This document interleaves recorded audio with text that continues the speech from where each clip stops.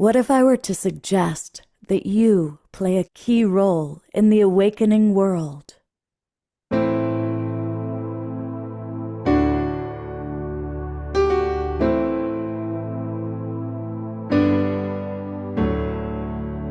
that you are watching this because you have heard the call.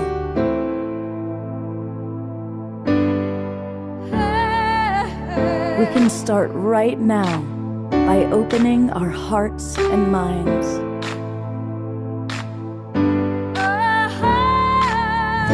Welcome to the awakening world.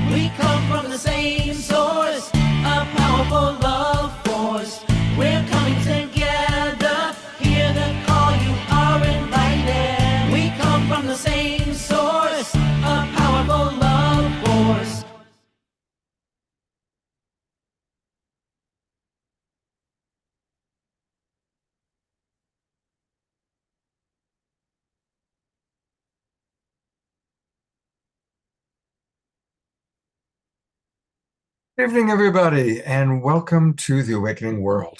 I'm your host, Love Coach Scott Katamas, and tonight we've got kind of two really exciting different pieces. We are good friends with our colleagues at Unity Earth, and I'm really grateful that for the first half of the show, my co-host will be the wonderful Ben Bowler and his incredible partner, Irina Morrison. And they're going to be sharing with us the highlights of the recent, where are you, Irina? There you are. They're going to be sharing with us the highlights of the recent Unity Earth Symposium, just like what you see behind Ben there. Every year they do this extraordinary symposium, and we're going to take a look at some of the highlights, look and hear from some of the presenters, and of course, chat with you, our Zoom room audience. I also want to welcome everybody watching on YouTube and Facebook. And definitely send us your thoughts and comments, and we'll do our best to read those online. And we, of course, have Omar Shar, who's going to give us 3 songs. But we also have something very special. Mayor Cromwell, our dear friend, is back with us. And she's got a really special announcement to make. She's also going to, this is a woman who's very connected to our beloved Divine Mother, Gaia. And so she's going to connect to the earth, to Mother Gaia, and give us a little message of what she perceives Mama has to say to us, and also let us know about a big event that we all want to be a part of. So it's going to be a really fun show. For those of you in the Zoom room, let us know where you are geographically, and let us know if you watched parts of the Unity Earth Symposium and what stood out for you, because we're going to comment on that. And to get us rocking and rolling, I'm going to turn things over to the irrepressible house musical artist for Global Peace Tribe, Mr. Omar Shar. Well, namaste, everybody, and irrepressible I am. So I love that, Scott. Thank you so much. And our Facebook family and YouTube family, thank you so much for joining us. We are with you right in here. So without further ado, I need to mute a couple of people. Hang on. Can you co-host me, please, again? All right. Thank you.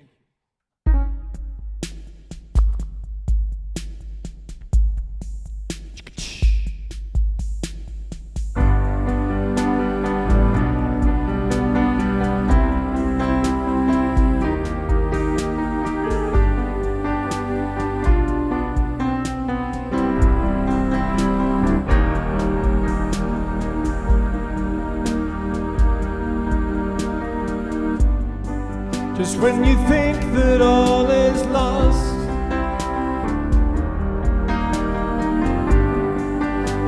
curtain looks to fall. Perhaps it's just a song of hope that calls, and you trust in life exposed. No need to sit around and mope. Where there is love, there's always hope. Trust in your life and you will see that you reflect as me.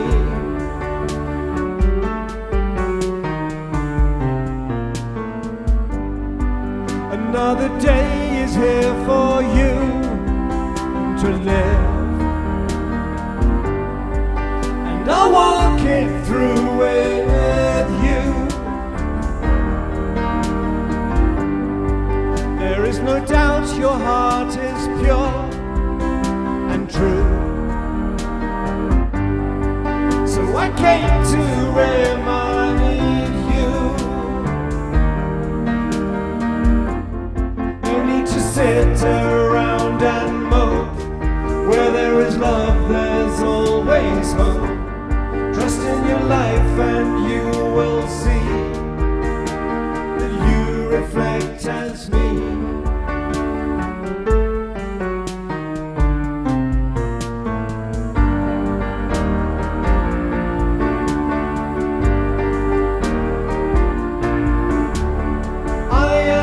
All that you will see. Have trust in your life and trust in me. Dust yourself down and I'll lift you up. I will fill your loving cup.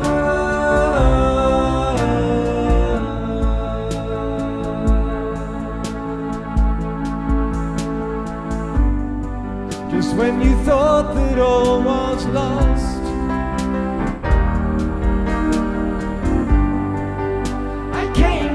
remind you.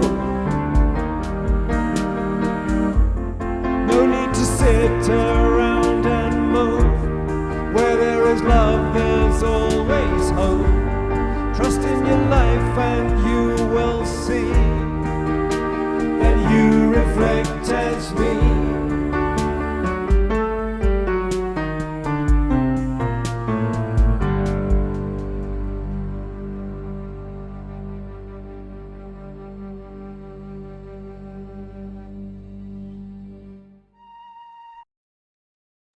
And let's go to gallery view, and I'll give love and hearts and all that good love to our beloved Omer. Thank you.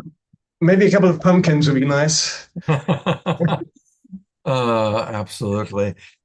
I want to take a moment. I know that your mom has taken a turn. Oof.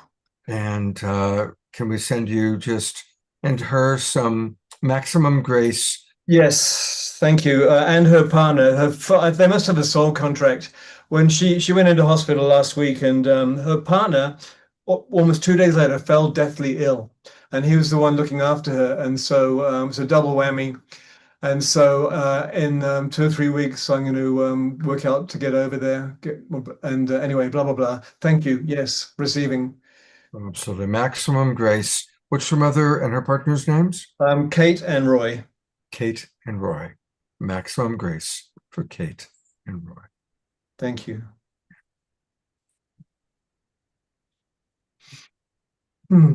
Well, here is our beloved friend Ben and his colleague and partner Irina.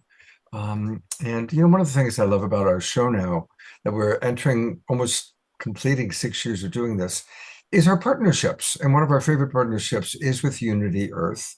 And we've been working with you, Ben, from the very beginning when we first got started back in 2020. And every year you have your symposium, but this year you did it at the same time. I was at the Conscious Life Expo, and so I wasn't able to participate as I normally do. And so thank you for both of you for being with us tonight and putting together this kind of special greatest hits clip, if you will.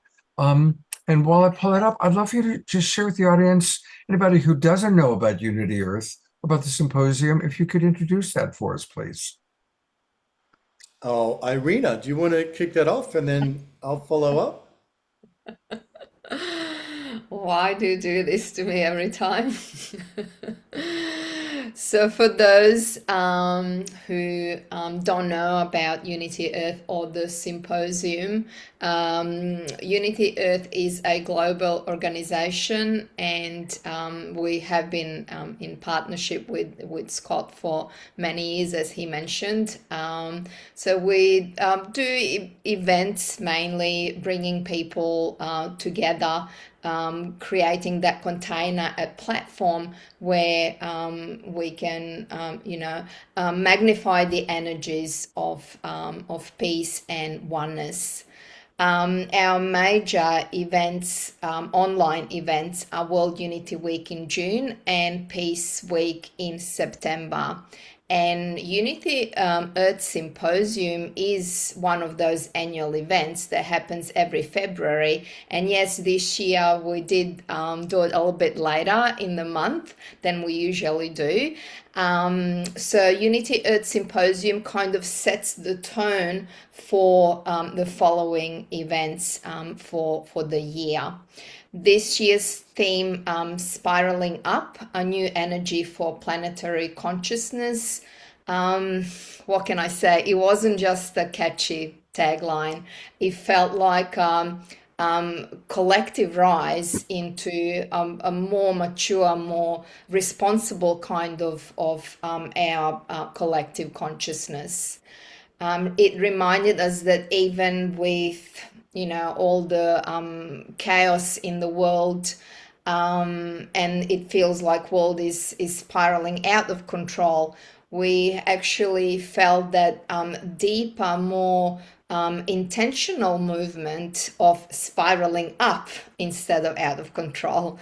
Yes, it was a wonderful event. I'm really glad that to Scott and that we have this opportunity to share the highlights. And I'm quite curious to hear your comments from the audience, and what feelings and thoughts it stirs up within you. So the symposium may have ended, but the spiral is only widening. Oh, beautiful, beautiful, Irina. Thank you. Such a wonderful explanation of what happened in February at the symposium. And Scott, let me echo what Irina said, that we're really grateful to be back here, the Global Peace Tribe, and the Awakening World. And yes, it is a long running, I think we're twins, right? So let me just zoom out a little bit and a thought experiment. Think about people in the future, and historians when they look back at this time. When will they say that the new era began? And I think there's a strong argument that you could say December 2012 with the Mayan calendar, and there are so many birth events and so many initiatives got launched, and we know so many of them, including our first intercultural festival was across those 2 days in Thailand. Unified did their first meditation, Barbara Marx Hubbard, Steve Dinan. And where were you? December 21, 2012. It was an epic moment. But I think an equally valid argument of when the new era began would have been this time 6 years ago, in March 2020, when everything changed. And it was out of that time that the Global Peace Tribe, the Awakening World, was born. And World Unity Week was born. Purpose Earth emerged, and so much else besides. So I think we are living in the new era. We just haven't named it yet. But I think that we emerged, and certainly those platforms of World Unity Week and the Global Peace Tribe, coming out of that same space, out of that shared intention. So we are joined at the heart, and we are certainly joined at the solar plexus, I think, Scott, with our collective will here of what we are doing together. So we're part of the family, and we're all part of the one family. So it's great to be back here. The symposium was amazing. The speakers, Irina did an incredible job. Kurt Johnson did an amazing. Let me just say one quick thing about it. The first public day on the 21st of February was all about partnerships, networks, alliances, and coalitions. And you're going to see messages from Julie Krull and Dr. Jude Caravan and Rian Eisler and many, many others that speak passionately. John Raymer, many others that are passionate about this space. Laura Rose, etc. It was an incredible lineup. And then what was the third day on the 22nd of February was all about the future of interspirituality. Kurt Johnson, the anthologies, Matthew Fox as a keynote. Where are we going in our collective spiritual culture as humanity? Fascinating, brilliant, and insightful presentations. The original day was kind of a family call for Unity Earth on the 20th of February, which we had set before we even knew about the conjunction of Saturn and Neptune that was happening at 0 degree Aries, and everyone got very excited about the 20th of February. So it was very aligned and perfect, and the sort of three-part symphony that went into, and as Irina said, spiraling up a new energy for planetary consciousness. It wasn't just the spoken word. What we got back from the symposium is people were experiencing that, a spiraling up and a new energy for planetary consciousness, to which we're all a part and which we all belong. So thank you for doing this, brother. It's wonderful to be here with you and the Global Peace Tribe. Well, I'm going to start the video in about 1 minute, but I want to riff on one thing that you were talking about. And that is, it's interesting. Earlier this morning, I was in a Zoom room with Julie Kroll and Scarlett, formerly known as Tammy.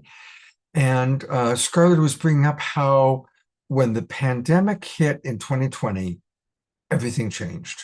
And we all knew that everything changed. And while this kind of chaotic thing was happening, it gave birth to all these organizations: Unity Earth, the Global Peace Tribe, the Connection Field.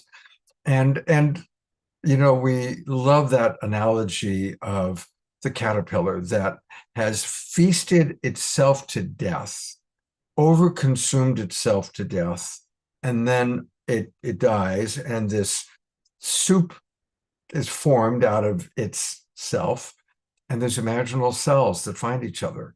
And one imaginal cell is Unity Earth, and one imaginal cell is Connection Field, and one imaginal cell is the Global Peace Tribe. And then within that are all of the individuals that are watching us and that watch all of these programs. And we all are coming together to create the butterfly, to create the new paradigm. And I want to acknowledge that it feels to me like 2026, as the year of the snake shedding its skin, the fire horse moving forward. Now we have to really increase our efforts again, because there's a new war. And this new war is an especially terrifying new war for how it could escalate. And for every action, there's an equal and opposite reaction. And all of us are that opposite reaction. We are the Global Peace Tribe. We are Unity Earth. We are those who are holding the space for a new paradigm of peace.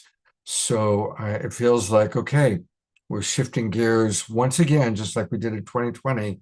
2026, we're having to shift gears again into even increasing our efforts together. So those are some of my thoughts, and I would imagine that the two of you can relate to that. Beautiful. All right, let's take a look at the video. Now we're going to periodically stop it and get comments. So all of our Zoom roomers, please pop, as you're watching, comments into the chat box. I'm going to periodically stop. We'll talk about what we just saw, and I'll read some of your comments. And of course, and Scott, if I can just real quick give a shout out to Tom Fellner, who at short notice had to go through 11 hours of video to produce this 45-minute package. So deep bows to Tom Fellner. Thank you. Absolutely. Thank you, Tom. Thank you. Thank you. Let's make sure we send this video of tonight's show to Tom so he knows that. All right, here we go. Oh, that's Unity Earth, actually, which, while I've got it up, I just want people to know that to learn all about Unity Earth, go to unity.earth. And that's where you can discover all about this wonderful organization that Ben and Irina have put together, along with many other colleagues. And we're also going to meet one of their favorite colleagues, Amanda Waring, a little bit later in tonight's show as well. All right, here is the video.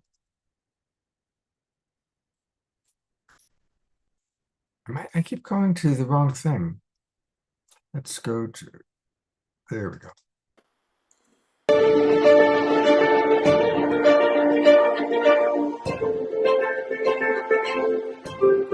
We're gathered under the beautiful theme of spiraling up. And I love that phrase, because spiraling up doesn't mean rejecting everything that came before.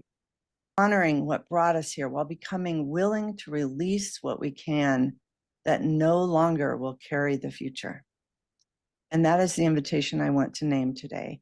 Not just how do we collaborate better, but deeper. What kind of consciousness is required for collaboration to become truly transformative? And what kind of leadership is required if we're serious about impact, not just in numbers, but in depth, integrity, and planetary consciousness, planetary consequence, impact? So my answer is harmonic leadership. Leadership rooted in energy, frequency, vibration, resonance, coherence, presence, and emergence. Tesla said, if you want to understand the secrets of the universe, think in terms of energy, frequency, and vibration. So what if that is also the directive for this conversation? What if our greatest partnership challenge in 2026 is not primarily organizational, but vibrational? Because many of us are still trying to build unity using the architecture of separation. We're still conditioned by brand competition, scarcity and funding competition, control-based decision-making, fear of losing relevance, and inherited structures that reward fragmentation. And then we wonder why so many coalitions become exhausting. You cannot build a unity movement with the architecture of separation. We need a new operating system. And that operating system is rooted in what many of us here know deeply: a unitive narrative, a lived recognition that reality itself is interdependent, relational, and whole. In the unitive age, partnership is no longer my mission plus your mission. It becomes shared stewardship for the good of the whole, for Earth, all life, and future generations. That shift changes everything. History. Despite the turbulence and uncertainty that often surround us, there is a subtle yet a profound awakening unfolding, a maturation of our collective awareness and a growing sense of responsibility toward Mother Earth. This new energy is more than a passing feeling. It signifies a fundamental shift in how we see ourselves in relation to one another and to the planet. It urges us to move beyond immediate concern and recognize the interconnectedness that unites all life. In doing so, it fosters a commitment to stewardship and care that's both urgent and enduring. How do people build sustainable, regenerative, sustainable initiatives? It's always, and in every case, in deep connection to the roots of our shared humanity, deeply connected to home, deeply connected to culture and to nature. And as such, we are moving. We feel in the new way of partnership that can accelerate us and can bring us into a paradigm of unity. We are moving from bilateral transactional perspectives of partnership. And I admit I even started to dislike the term of partnership because somehow it has been overly abused. We are moving much more into ecosystemic relational perspective. The currency of the future is not what's in it for me, but what is it that together we can serve? It's not anymore what is our shared strategy and how can you serve my strategy and I yours, but what is the common story we are holding and building. Exactly, where it's relationship and the mutual care. I would even say love, because in the Unity family, we really feel every day that love and mutual care, which is the currency, not performance, not outcomes. Julie, you said it so well, not all of those quantitative results, because it's really this deep care. It's, as you said it, you know, it's not anymore the old between sectors, Julie. What we found is in this approach, we've had, in fact, from the most unorganized, spontaneous grassroots movements, which have come forward in co-creation more than partnership, to the enterprises, businesses, to universities, which have become homes for humanity, and to, in the Philippines in December, an entire municipality. So from the police and the army to the municipality to the former warlords in Mindanao became a home for humanity. Violence. And so my journey over the last few years was to study the teachings of Jesus, independent of religion, independent of institutions. And what I found in his teachings was an amazing person who went through his own personal transformation journey into consciousness, in what he defined as kingdom consciousness, maybe a term that doesn't fit in our language today, but what we would call the beloved community consciousness, the oneness of humanity. And in that consciousness, he also taught us how to move in that consciousness. It wasn't about people believing in him and that he died for our sins so that we would have life in the afterlife. It was about how we live and manifest this consciousness on earth today. And I know that many people around the world are engaging in consciousness work, spirituality, enlightenment spaces. And I want to challenge a lot of what's happening in this world, because many of us who are engaging in this are disconnecting from what is. We feel as if we have gained some insight that makes us look at others as different, that they are living an illusion and we are entering into reality.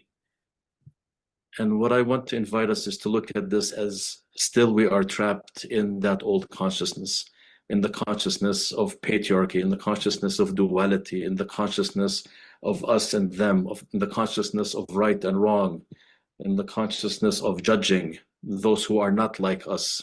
And I want to really challenge us in the spiritual world to really begin to understand that for us to move into the new consciousness, it means to fully be present to fully what is happening in the here and now.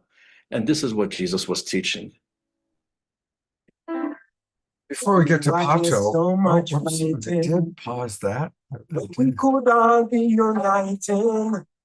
Tell me why this so. I want to comment on what just happened. Pato. Planet Earth can provide everybody's needs.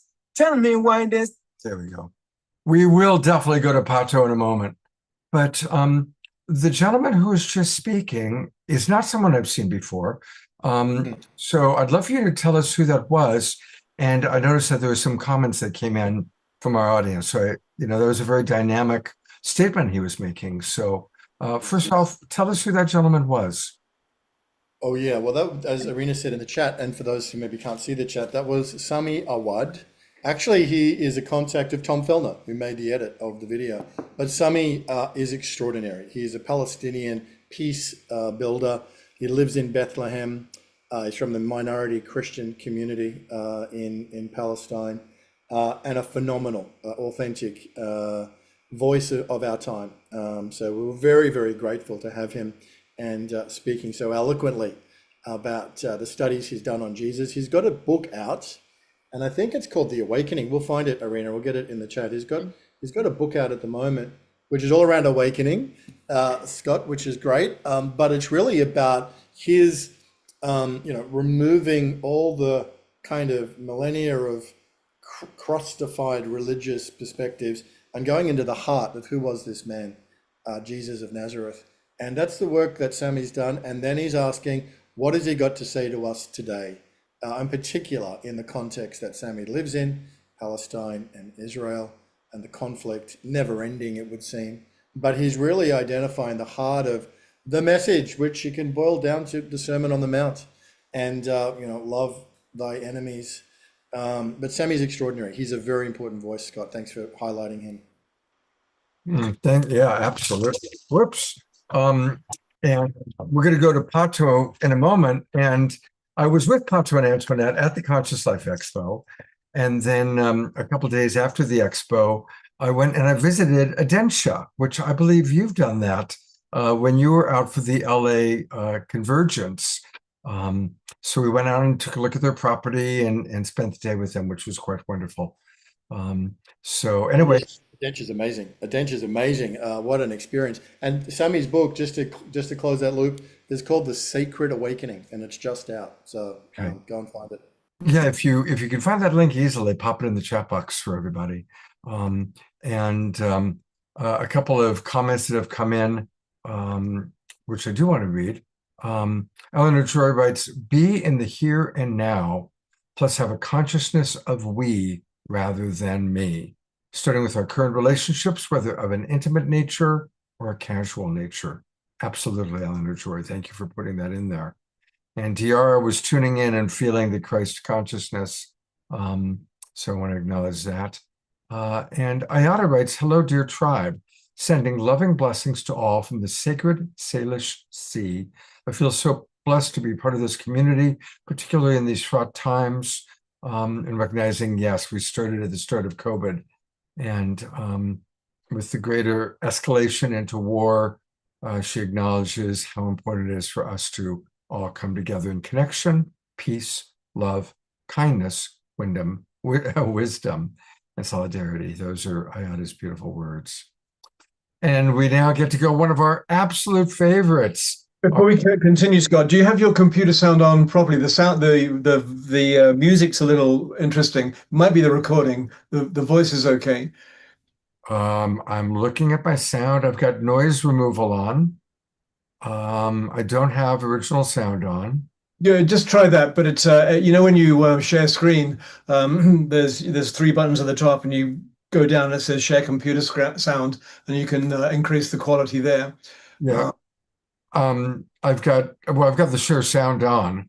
Okay, let's just go for it. It might be the switch to stereo. Sure, it might be the recording. It's all good. Okay. The voice has sounded perfect. Thank you. All right. And I'm going to go back just a little bit to the start of Pato, since I kind of interrupted. There we go. When we could all be uniting, tell me why there's so much greed. When planet Earth can provide everybody's needs, tell me why there's so much division.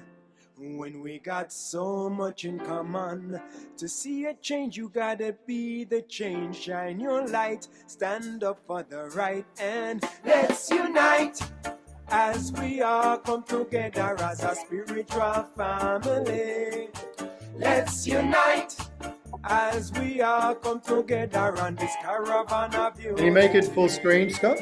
Let's unite as we all come together as a spiritual family. One love. Let's unite as we all come together on this caravan of unity. Well, they say each one teach one, but first we've got to reach one. So we're reaching out to the world for more unification. UNITY spells a unity. That's what we need in our global community. No more hate, prejudice, or animosity. Let's replace that with generosity. One for all and all for one. Each one teach one how to get along. Divided we fall, but together we strong. And if we stand up together, we could never go wrong. Let's unite as we all come together as a spiritual family. Let's unite as we all come together on this caravan of unity.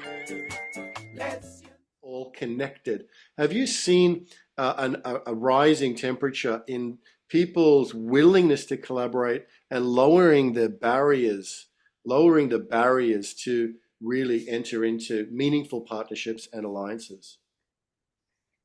Actually, for us at Fuji Sanctuary, it was us that had this transformation, kind of. In the beginning, it was only for our members praying for peace, and we were devoted in protecting Fuji Sanctuary for the members of our community. But we realized, and this again comes from Nipun, a circle is beautiful, but a circle creates boundaries with inside and outside. And what we need is one twist to make it Mobius so that anyone can naturally come in and anyone can naturally move out, which creates a flow and movement. And when we were saying, okay, we're ready, we don't want to be a closed community, we want anyone to come and share, then Benson started to come, and Alexander and Ramasan started to come.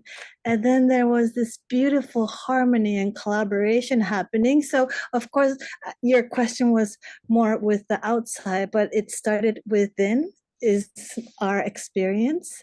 And when we're ready, I think the like-minded people come and go, and it's such a beautiful energy.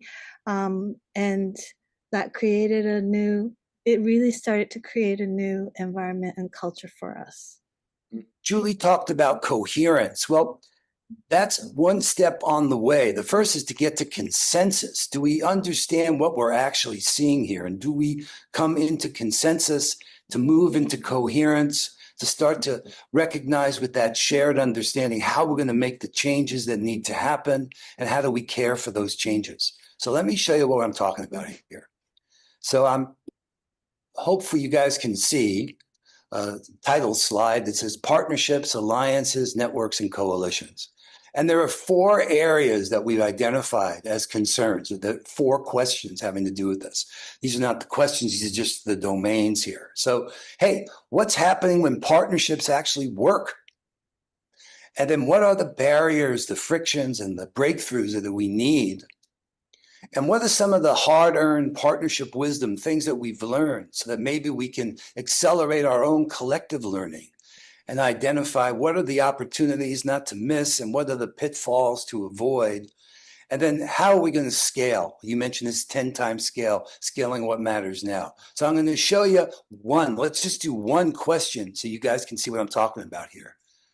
So the question, when partnerships work, well, what are the conditions, relational, cultural, or structural, that really helped build trust and a shared sense of purpose across those differences, right? All right, so these are the 4 concerns identified, and we'll drill down on one of them now, though they're the amazing answers, and they represent the consensus of all of us. Let's see if this really speaks to you, each of us. So when partnerships work, that's the one I was going to drill down on. So what conditions, relational, cultural, or structural, help to build that trust and a shared sense of purpose across all these differences? Well, let me show you. So Summer, why don't you read? So this is the answers that were summarized. Okay, so shared purpose. Partnerships thrive when they are grounded in a shared purpose that serves something larger than any one individual. And then trust? Let's go this way. Okay, relational safety. Deep listening, mutual respect, and honest communication create relational safety. Inner work. Ultimately, strong collaboration depends on inner work, individuals willing to move beyond ego and align around a greater good. Trust. Trust is built through integrity, transparency, accountability, and a willingness to repair conflict. Structural coherence. While clear roles and decision-making processes provide structural coherence. And for us to scale and deepen our collaborative efforts to spiral up in this new energy for planetary consciousness, I propose that we can best, and perhaps only, do so by standing together on the ground that unity is not an aspiration, but our existential reality and our emergent evolutionary potential.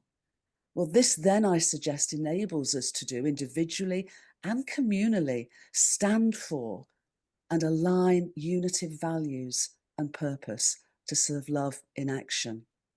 We come together today, and to do so at a time and with the energies of a harmonic emergence and year of the fire horse, inspiring and empowering us, underpinned and framed by a coming revolution of our collective worldview. The consciousness that we're all interconnected is really not new.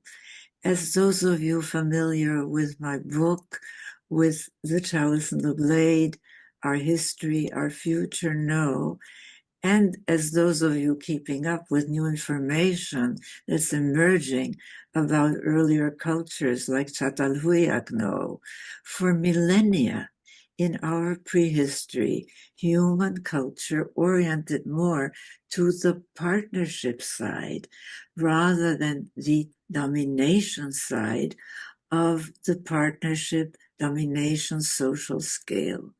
They were sustainable, equitable, less violent, and yes, their art shows that their belief system supported the knowledge that is emerging today from no less than physics, that we're all interconnected.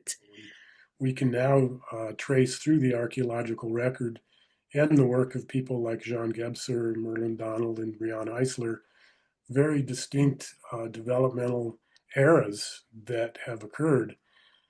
And we run into Brianna Eisler's work in the most recent of these stages, between about 10,000 years ago and 5,000 years ago. But what she revealed that's really so stunning in The Chalice and the Blade was that between about 10,000 and 5,000 years ago, there were societies, Çatalhöyük and Jericho, and eventually the Minoan civilization on Crete, where men and women really worked in partnership, and there was a high regard for nature.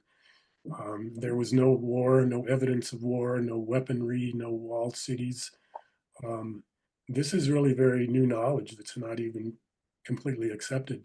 It's somewhat of a misconception that these were matriarchal societies, and matriarchy is just another archy, just another hierarchy.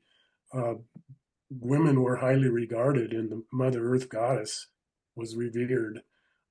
But there's a lot of evidence of partnership. But this changed radically around 5,000 years ago, and probably due to invasions from the Asian steppes by nomadic horsemen who literally decimated and slaughtered these beautiful societies. And it became necessary to have walled cities and to develop defense mechanisms. So right around 5,000 years ago was the birth of the domination culture. So this planetary consciousness is a call to shift from seeing our role as taking dominion over the earth, which has caused the economically exploitative and extractive industries and behaviors that led to massive deforestation and pollution of these vital natural resources, to that of the return of an understanding that our relationship to the earth is sacred, and we must respect and honor all that is sacred. Well, one thing we point out, and all of you remember this, that in the 70s, the 80s, and the 90s, we really thought we were on a stepwise progression to a kinder and better world. We had the work of Paul Ray, we had the work of Paul Hawken, and so many other optimists who were telling us that we were on that direction. But what's happened, as we point out, is that instead we've moved into a regressive period. And it's a regressive period that's really based on three things we pointed out that the original pioneers of inner spirituality did not anticipate.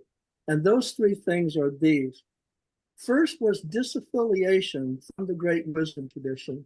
And what that has meant is so many people in the world, particularly younger people, do not have access readily to those deep, deep values and those depths of consciousness and behavior. The second thing that wasn't anticipated was this rise of nationalist populism and the move toward authoritarianism and away from democracy on a global level. And the third thing that was not anticipated was the move away from printed media, which was more reflective, and to screen media, from which then we have had the development of the misinformation and the disinformation era. And actually a group of over 100 sociologists declared these three changes as an evolutionary catastrophe. And the definition of an evolutionary catastrophe in science is something that so changes the norm that you have no idea of how you would get back to any type of a new normal.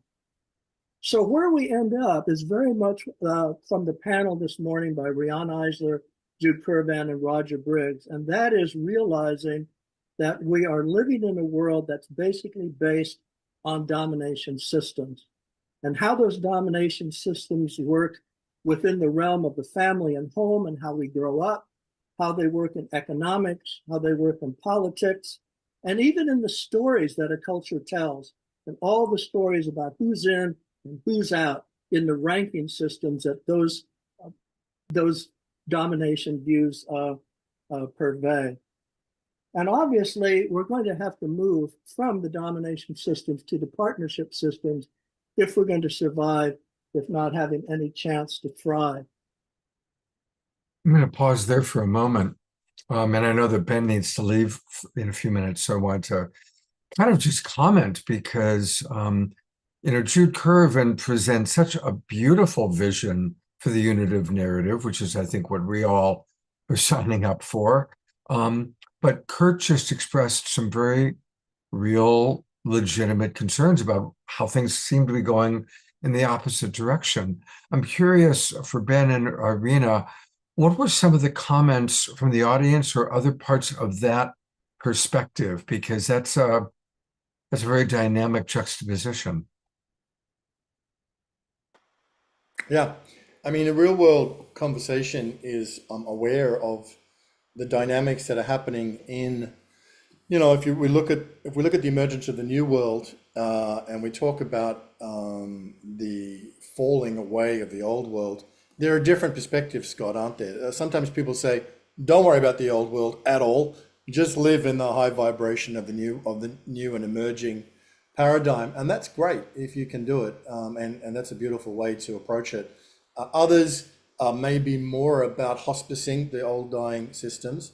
And others may be more of a bit of a balance or a bridge between the two of them. I think what Kurt's laying out there with great intellectual authority and rigor is to be aware of the major systems that are transitioning, that are not wanting an awakened world, that are not wanting a global peace tribe or unity Earth, and that may be obstacles to us achieving what we're all working together towards. So I think it's good to be aware of that, and some people are called to be more conscious of that, and others are called to be more conscious of birthing the new paradigm. Irina, what are your thoughts? I do agree with you that the feedback or the comments were mixture of everything, a little bit of everything. But I think that the main message was loud and clear and received very well, that to move forward, that coherent society is necessary, the partnership, the unity, and to spiral up, to evolve further as a race and globally, collectively, that communities need to consciously evolve together in that coherent movement. So I think that main message was very well received, and gladly, I think the entire vibe throughout the symposium was very, very high.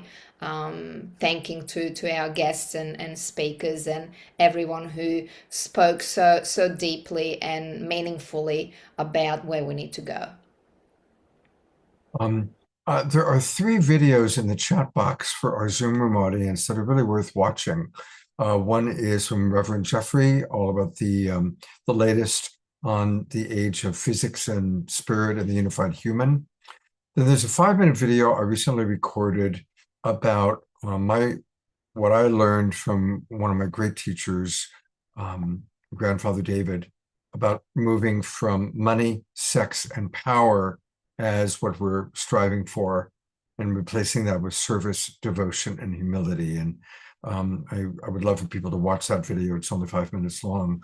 And then the brilliant Jude Curvin about a year ago created an extraordinary video, 15 minutes long or 16 minutes long, all about the unitive narrative and the true nature of reality. I think it's brilliant. So 3 videos in the chat box. In case we don't get a chance to say hello or goodbye to you, Ben, our partner Omashar just wrote in the chat box, Ben, I'm also feeling that within myself, this resistance to awakening, perhaps it's birthing pains. Connie Baxter Marlowe writes, the vibe was impeccably high in the Symposium. It is key that we feed the collective consciousness with the highest vibration we're capable of. Ben, your final words of wisdom, anything you want the audience to know before you depart? Well, this is beautiful. I just texted Irina and said it's wonderful to be reliving the Symposium. It really was. And he is so special. Tom Fellner has come in the room, by the way, Scott. So we were singing his praises earlier, the editor extraordinaire of this highlights package and digital marketing whiz for Unity Earth and other things. So it's great to have Tom here. Thank you so much, Tom. You did a great job. Yeah, we gave him about 24 hours notice and he managed to do it as a volunteer. But that's the love and the commitment that it takes. We see it a lot in the Global Peace Tribe. We have it a lot in the community. So we take trust and faith. We're living at very challenging and difficult times. And it's so important, these communities, the platform that you offer, Scott, to maintain that positive vibration. What Brother Omashar shared and what Connie shared are so, kind of pivotal to, we need to maintain our own level of consciousness. I would encourage people, if they were called by any of the speakers, including the ones coming up, dig a little deeper. Go and look up Sami Awad and his book. Watch the Jude Caravan video. Find out what Julie Krull is doing with the Coherence community.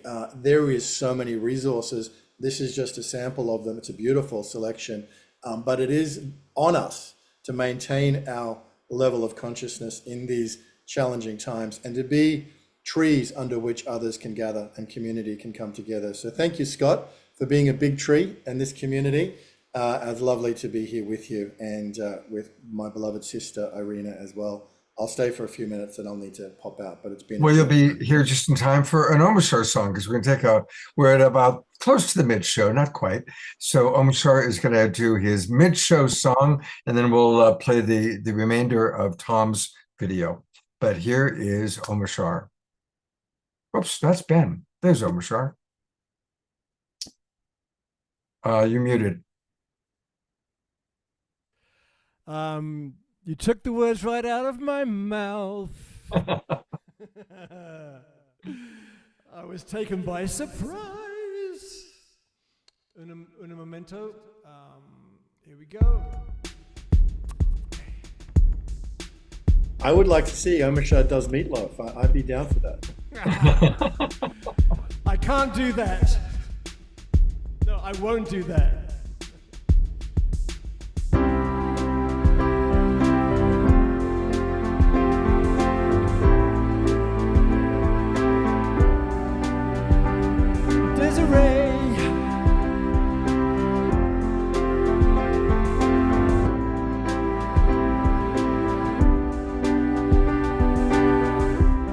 The open roads of this brand new start, the peace that flows through this loving heart. 'Cause freedom comes with letting go.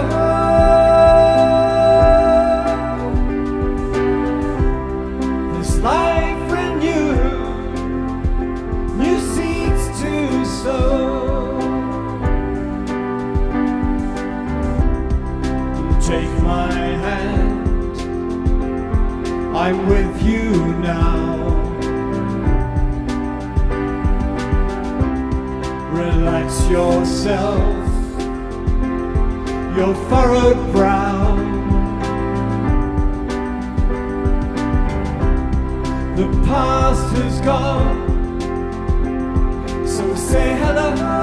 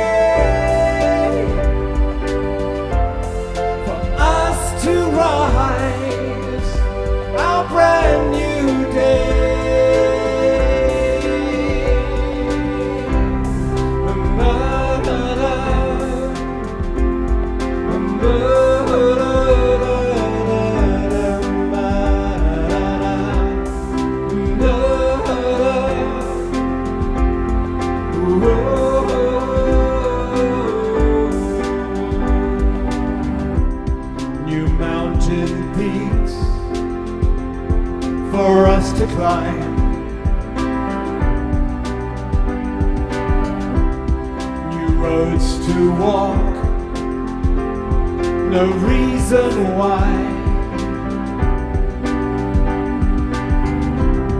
It's time to know that we are one.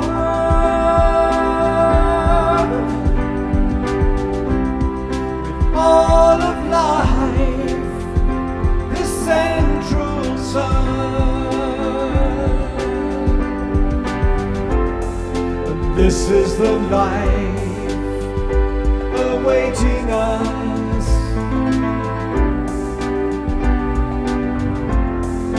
With family supporting us,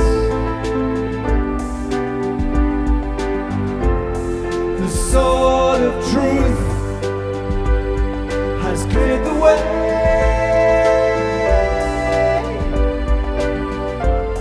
for us to rise our brand new day.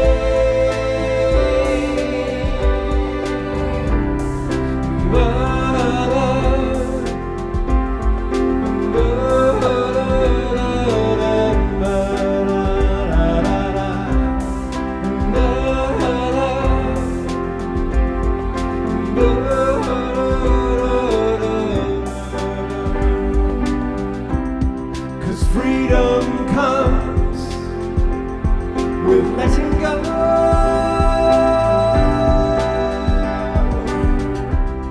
This life renewed, new seeds to sow.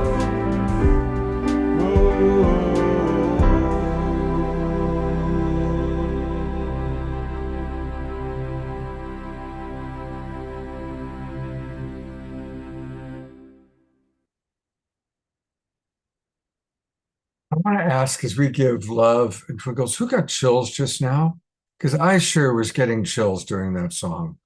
That was every line is so appropriate, and I could see some. I mean, Ian was losing it. Walked out like that. Maybe he was gaining it. He was gaining it. He was gaining it, and then Mare and Desiree, who were clearly feeling it. That was beautiful. That was very. This is a whole circuit. What I'm noticing is like that we are really, truly, utterly doing this collectively. We may do our own individual practices and comeuppances, etc., but we're rising together. And I find that the more we're in cohesion, the more the source seems to sing through me. And I know that all our other beautiful high consciousness musicians would probably concur. And so this is me just singing the collective. And I really felt the power during this, because I think what Tom Fellner did with the Symposium was magic. 11, I mean, we have still more to see. 11 hours distilled into 45 minutes of the most salient points possible. It's amazing. And so I think this is just a collective spiraling up that we're experiencing right now. Thank you. Absolutely. Thank you, Omashar. And of course, Omashar will close us out at the end of the show. We're going to go at least another hour, everybody, so have some tea. Irina is still with us to co-host as we watch the remainder of the video. And thank you again, Tom, for putting it together. And then we're going to hear from Amanda Waring and Mayor Cromwell. So we've got a lot left. And I'm hoping, yep, okay, good. Here is where we left off. Here we go. Now that we see and know the way to lift our day and shine the light for all to see, the way back home and the way to be free.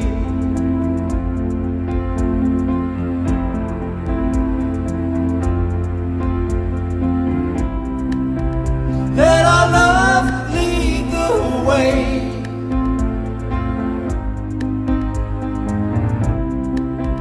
Let the light shine through all.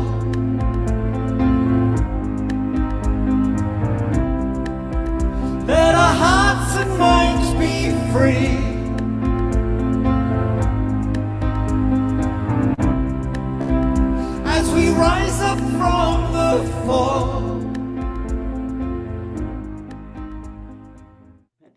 clearly we are living in a most critical moment in history. And, you know, as a liaison for many years between the private sector and the U.S. Department of State's Bureau of Education and Cultural Affairs, all up until the pandemic, I was a believer that governments were going to be the solution. I really felt that we were on this extraordinary path, as Jonathan talked about, you know, an amazing path, and Kurt, to sort of a civil society that influenced democracies. And what we're seeing now is that we can't even agree on the value of vaccinations, much less how to treat hardworking immigrants that support so many of us. And I think what we're coming to understand is that it's groups of people and organizations like the ones represented here today that are the essential basis for our future survival, and more than that, for our survival, for our thriving. So, you know, as we move from isolated initiatives to interconnected ecosystems, from guarding our ownership of our projects to starting to embrace our shared emergence as a vibrant field of collaboration, I just want to say that I think the Holo movement is one example of what becomes possible when these ideals are put into practice. When we have catalytic social movements aligning purpose and unifying values in service to the greatest good. The Holo movement isn't an organization. It's not a nonprofit. It's not a business. It doesn't even have a bank account. It's a community of like-minded organizations supporting one another's autonomy while discovering the shared purpose that allows us to amplify one another's impact. And what we've seen through ever-growing circles of alliances with Unity Earth, Gender Equity Reconciliation, LightNet, Metaculture, She's the Universe, the Choose Love Movement, Home for Humanity, Kinship Earth, the Conscious Healing Initiative, Juntos Regenerative Farm, Pro-Social World, and Spirituality, to name just a few. What we see is that through the formation of what we also call holons, groups of 3 or more people united by a common mission, that these small constellations are intimate enough to stay human, yet powerful enough to radiate coherence into the larger field. I think that what we're talking about here also, the learning how to co-create on another level and in a different way, and what we're also, of course, doing in One World and in all kinds of other ways, that's the step I feel is now becoming more and more able. And I can see our journey also with the 99 days, with the seasonal programs that we've done and the 99 days, and then the further developing of that. There is kind of like a more capacity for us to do that, and the way we're using AI as well. But there's also, I think, the necessity, because of all the shadows that are coming into the light, there is more longing to do something differently. And I think that really has to do with co-creation. Life is all about co-creation. That's why we're here. Otherwise, if there hadn't been co-creation between my parents, I wouldn't be here. So it's really at the heart of that. And to find the ways to meet people where they are at and then take them on a journey. And some can go very far, and some can have just enough courage perhaps to take one step, or just be honest. And inviting that kind of space, I think there is more potential for that. And, you know, the doing peace differently that we did in South Africa, in Cape Town in November, was an experiment around that. Can we do that? And it became clear that if we do slow down to speed up later, if we can really come into that connection with the heart, that people are, from that longing, finding more ways to take a little step for them. And the smallest step is just as important. It's such a joy, such a blessing to gather together for this symposium that reminds us not only that we are united as one earth, one universe, one consciousness, but that also reminds us that we are spiraling up together in coherence, in consciousness, not separate, but together.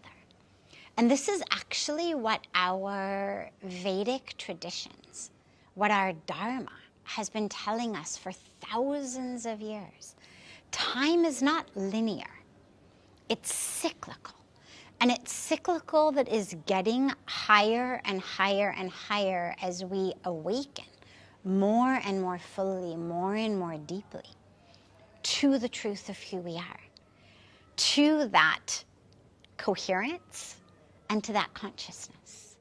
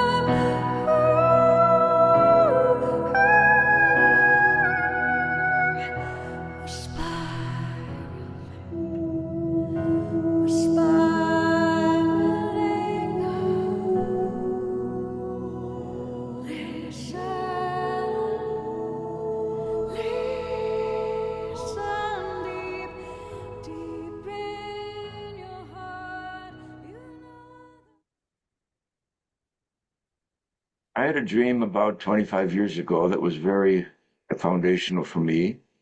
And the dream said this. It said, there's nothing wrong with the human species today except one thing. This is quite startling in itself. I think we could all make a list of 100 things that's wrong with the human species today. But no, the dream said only one thing is wrong with our species. Quote, you have forgotten the sense of the sacred, unquote. You have forgotten the sense of the sacred. Recovering the sense of the sacred, therefore, is obviously foundational to our future as a species and the future of this planet as we know it, and so many other species. How do we go about recovering a sense of the sacred?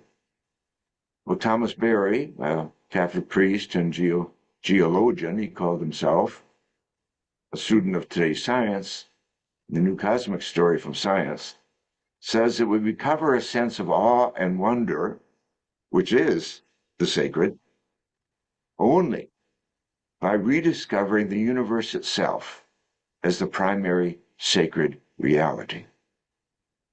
Well, the universe itself is being rediscovered today. We've got Webb telescope going, pouring images and stories of the beauty of the universe from 13.8 billion years ago right up to today. We are being continually blessed by today's science. And science is one of the sources of wisdom just as much as our religious traditions are today. It's part of deep ecumenism, of interspirituality, to incorporate science, and especially these stories about cosmology and the universe we live in on a regular basis, into our hearts, into our rituals, into our feelings, to move beyond the anthropocentrism that has marked so much of the modern era, so that we can contribute together to a beautiful world and to the wonder that this planet of ours is in the midst of all the other 2 trillion galaxies, each with hundreds of stars. The understanding of interspirituality isn't the new concept. It didn't just come up with Brother Teasdale or others. If you go back 3,000 years ago and read some ancient Hindu texts, it talks about interspirituality, talks about the oneness of all of us. 800 years ago, St. Francis of Assisi, who, I believe one of the most misunderstood, one of the most revered saints, but one of the most misunderstood. He's, often understood as the bird bath saint, when that has no concept of who he really is. But St. Francis of Assisi understood the idea of the oneness of all creation. A few years after St. Francis, there was a Franciscan scholar and theologian, philosopher, John Duns Scotus, who wrote what he called the univocity of being, the understanding of the uniqueness of each part of creation coming together to form the oneness of all creation. What's interesting about that is that a few years before he wrote that, there was a Sufi mystic, Ibn al-Farid, who wrote what he called the unity of being. If you read both of these concepts, they're almost identical. And they talk again about the oneness of all creation, the oneness of each of us. And so if we're going to talk about interspirituality, we're not talking about it as something brand new just happening that we're creating. We're going back, reimagining our spirituality. We even have to look at some of our indigenous cultures, the Aboriginals, the first people in the Americas, even my own Aboriginal, my own indigenous culture, the Celtic. They all believed in the oneness of creation and the oneness of us in the earth and the interconnectedness of all of us. So for me, interspirituality is about being connected to everything and to everybody. And again, one last thing I'll say is, and this more for Christianity but also for other religions, the idea that our whole Christian faith is based on a theology, that our whole purpose here is to get to there, wherever there is. I often ask the question, do you think Jesus came with a building plan or an evacuation plan? Because all of our theology is centered around an evacuation plan, and everything Jesus taught us is about building, creating the kingdom of heaven here, now. So I'll leave it on that note, and I'll just leave it with one last thing that Thomas Berry wrote. And Thomas Berry, as you all know, was one of the founders of the eco-spirituality movement, but he also was a founder in interspirituality. And he said, we go forth with a singular spirituality or we'll perish in the desert. And he wasn't talking about whether we worship on Friday night or Saturday afternoon or Sunday morning. He wasn't talking about how we hold our hands or what name we use for God. He was talking about our understanding and our belief in the oneness and the interconnectedness of all creation. So peace and all good, and thank you.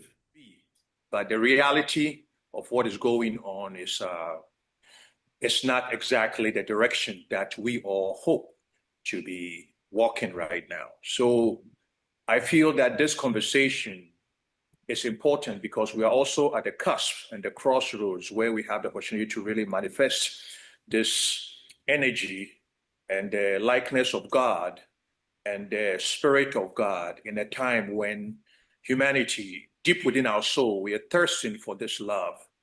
But this love cannot be found through deliberations, through conversations, through isolating ourselves in a mountain and meditating on our own.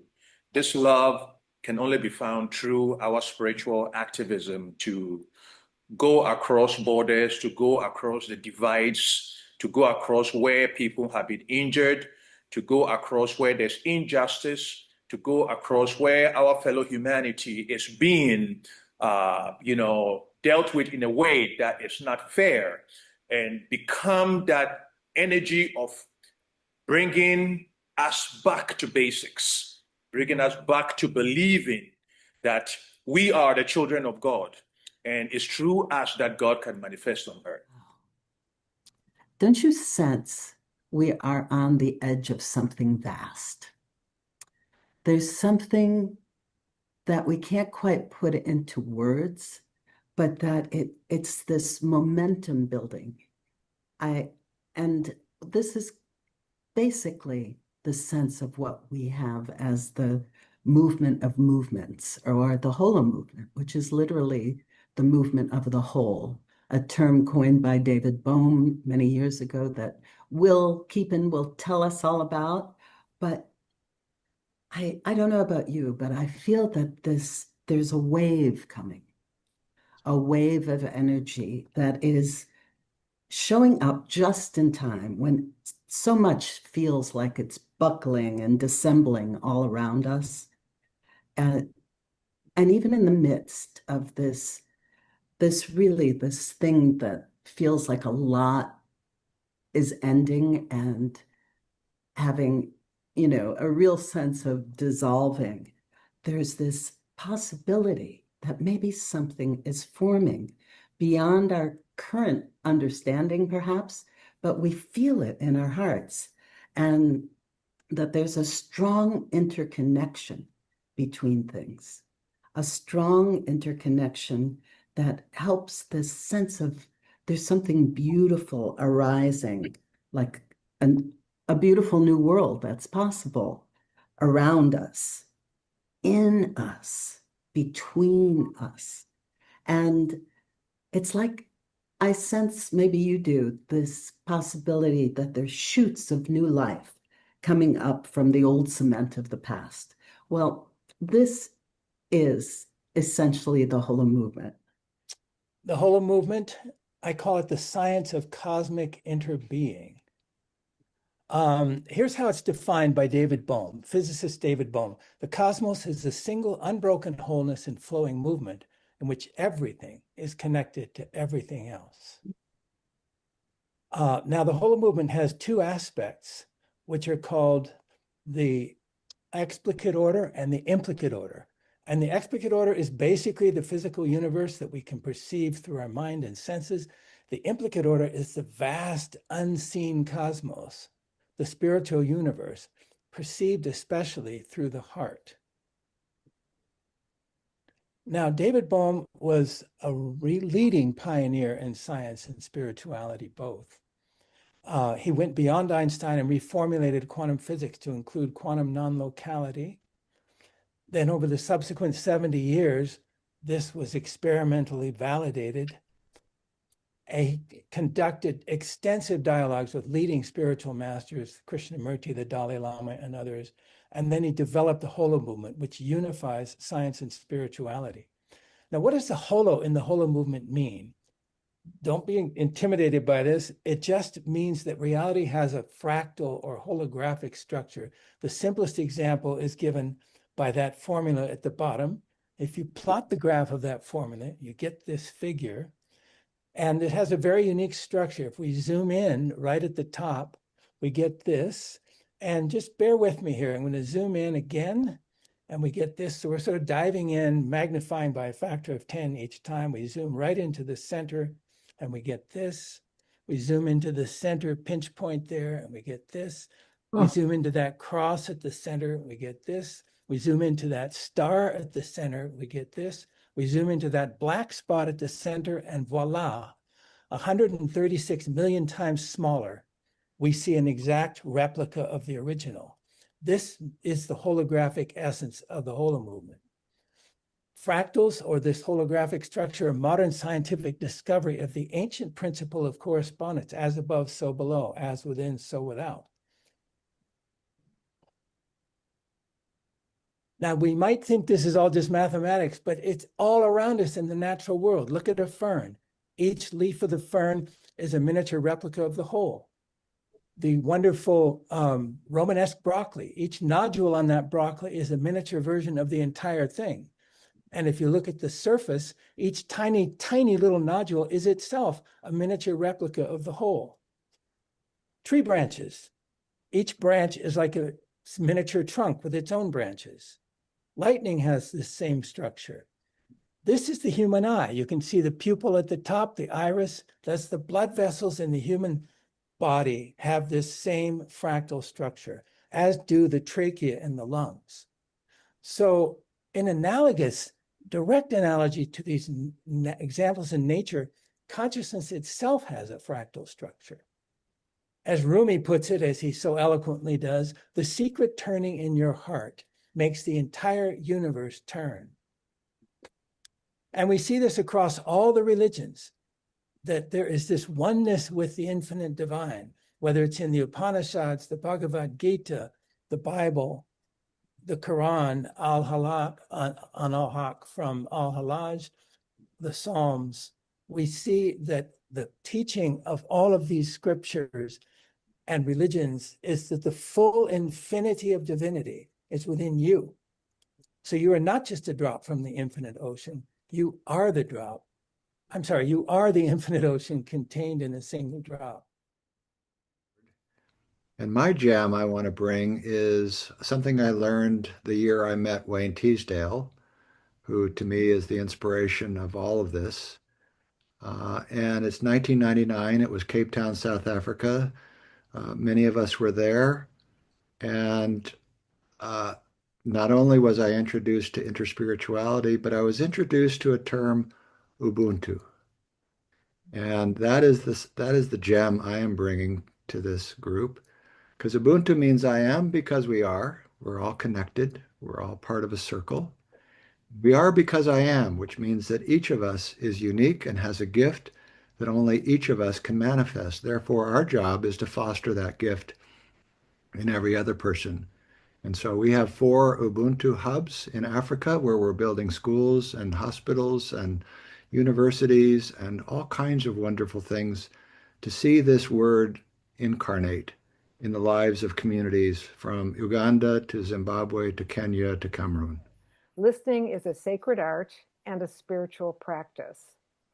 And we find one of the first things that I noticed when I got involved in interfaith work about in 1991, however long ago that is, was the fact that we needed some way of communicating with people who had different belief systems and different ways of thinking about their spiritual lives that would get us not in a cooperative mode and in a way that we could speak in a safe space and not have to be concerned about someone trying to change our minds about our faith tradition. And so listening and with respect and speaking with respect was a very big part of that. Matthew Martin said, imagine a political coalition of spiritual, religious, ecological, peace and social justice groups joining together to transform national and global politics, to make decisions and policies based on the highest spiritual, humanistic and ecological values.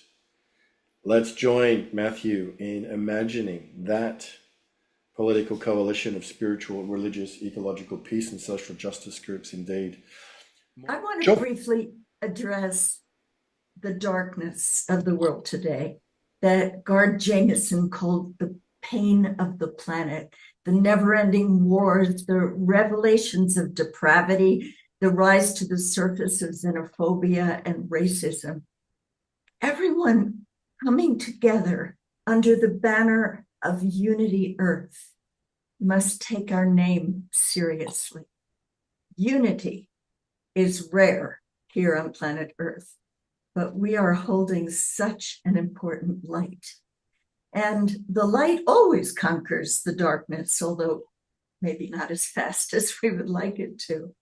But this symposium has taken us on a journey to the future, giving new energy for planetary consciousness as we spiral up together. So we started on day 1 when we gathered as family, and we had that special feeling of one home, as Rama and Alexander would say. And then on day 2, we examined new kinds of partnerships. Julie Krull pointed us so brilliantly toward partnerships that are based on aligned frequency and harmony that weaves together our differences. Syed Salman Chishti mentioned shared noble intention. I love that phrase because really ours could not be more noble as we all strive to bring this planet to a place of more light. And I love that Jonathan Granoff spoke about Hearts Without Borders. Beautiful. And Yuka Sayanji and Laura Rose spoke about the importance of caring for one another. And Laura spoke, and Kay Lindahl. Kay Lindahl spoke so beautifully about experiencing wonder and awe. And then On day 3, when we moved into the future of interspirituality, we explored the spiritual foundation that fuels this new energy for planetary consciousness. We are rediscovering the golden rule with Ambassador Muse Hailu, and the unitive narrative with Dr. Jude Currivan, and the wisdom of indigenous peoples, and leading from the heart. Our amazing Kurt Johnson said that our work must be consistent and courageous. So let us take his words to heart in the love story that Yanni Maniatis just referenced, and let us spiral up together in unity.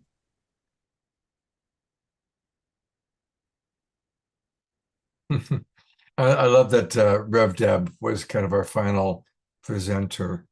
I'm going to take a quick look at some of the chat, and I want to ask you, Irina, maybe to share with our audience, what are some of the other voices or things that stood out for you that we didn't get a chance to see in this video? Oh, so many, Scott. People in the chat have been asking if they can watch the replay. So yes, they are available on our Unity Earth TV page, on our website, and also on our Unity Earth YouTube channel. And I'll pop the links in there again. Oh, so many. We had, I think, almost 40 speakers, definitely over 35. So over 11 hours of content. So I would suggest that, yeah, you just go to the links and to our page and browse, see, watch all of the sessions, or anyone that sort of the titles jumps out at you. I think for me personally, the main takeaway from this entire event, the whole symposium, from Julie Krull to Deb Mulder at the end and everyone in between, I love how Julie Krull said that the leadership should be rooted in energy, frequency, and vibration. And that really sort of speaks of entire, not just symposium message, but the whole movement and where we need to go collectively. Because on that high vibration, there's no any other way to operate but in oneness, in honesty, in integrity, in peace and love. Anything else of especially of low vibration cannot take place. So that's something that I personally thought more deeply about it throughout the symposium and after the symposium. And I think every single speaker had that underlying message that, to go forward collectively, globally, as one race, as a human race, in humility, in oneness, in love, in peace. That the frequency, energy, and vibration is of the highest importance. And also to go forward in synchronicity with Mother Earth and the entire universe. Because looking at nature, the law of coherence already exists in nature. Everyone has a role, and everything has a role, and everything coexists together so beautifully. Nature also operates on universe's law or universal laws. So I think it's us humans that need to catch up with that energy, with that frequency, with that vibration. And the only way to do that is to spiral up. Beautifully stated. Thank you so much, Irina, for sharing that with us. And Amanda Waring, just be aware, I'm going to go to you in a moment. But for all of our friends watching on Zoom, on Facebook and YouTube, if you want to watch the entire programs, all of them, go to unity.earth/TV. And that's where you'll find all the different Unity Earth symposiums, all the different sessions. I think most of the sessions were 2 hours long. Is that accurate? Yes, about 2.5 hours. So there's in total 4 sessions, and about 2.5 hours each. Right. So there it all is. And thank you, Irina, for being with us. And thank you, Tom, wherever you are. I think you're still in the Zoom room with us. God bless you and thank you for Yes, he did an excellent job putting these highlights together. Thank you so much, Tom. And so much love and thanks to you, Scott, for giving us this opportunity. It was so wonderful to relive the symposium. Ben was sending me messages throughout saying, "Oh, it's so great to see all this again." Yes, so thank you so much. And thank you for giving us opportunity to share this with the wider audience, which is also very important. I'll look forward to collaborating with you again in September for International Peace Week. Absolutely. And Maybe even next year, before. please, when you schedule it, don't schedule it the same weekend as the please. Yeah, not a problem. All right. Well, speaking of Unity Earth, one of our friends that's been on this show before, who's almost always on Unity Earth, Unity Earth has a meeting every Wednesday. And I popped in just in time to see Amanda Waring. They kind of dedicated today's show to Amanda and your wonderful work. Now, of course, you've been on our show, you've recited poetry and shared your wisdom. But I'd love to give you a few minutes to share with the audience a little bit of what I got a chance to see earlier this afternoon. So welcome, Amanda. Thank you so much. It's wonderful to be here. Yes, so tonight, well, it's tonight in the UK, we did a program on death and dying. So a really important subject matter. So I am a death doula, an author and a filmmaker on end-of-life care. And part of the reasoning for around this was the lovely Linda DeHart and I had created a beautiful short film that really expressed part of me taking somebody through their passing that was a dancer. And where I feel at this moment really, really honoured to be given that time to share with the audience that was there. How do we now look at death and dying in a way that is not shielding us from it, but guiding us through it? How can we look at supporting each other to have those deep conversations so we're not left in a desperate state where questions haven't been talked about, wishes haven't been granted for what people would like or consider for their passing, that we make it a much more normal, loving conversation way before we get to, a time when perhaps it is our natural passing.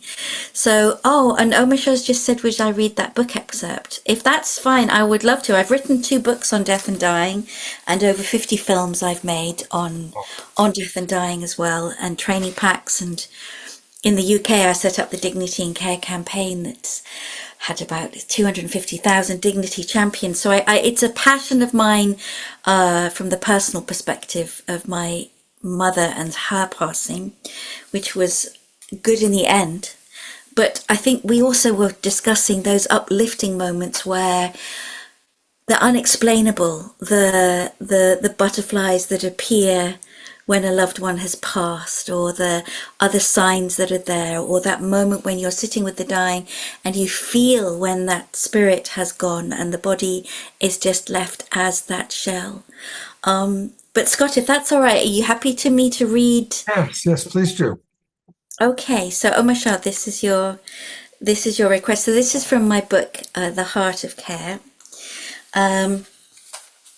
And this talks about my trainings and workshops that I do, and I teach doctors and nurses around compassionate care as well as carers. So in my training sessions and workshops, I like to retell the story of an American doctor, Paul Ruskin, who was giving a lecture to graduate nurses on the psychological aspects of aging. He told them, "The patient neither speaks nor comprehends the spoken word. Sometimes she babbles incoherently for hours on end. She is disorientated about person, place, and time. She does, however, respond to her own name.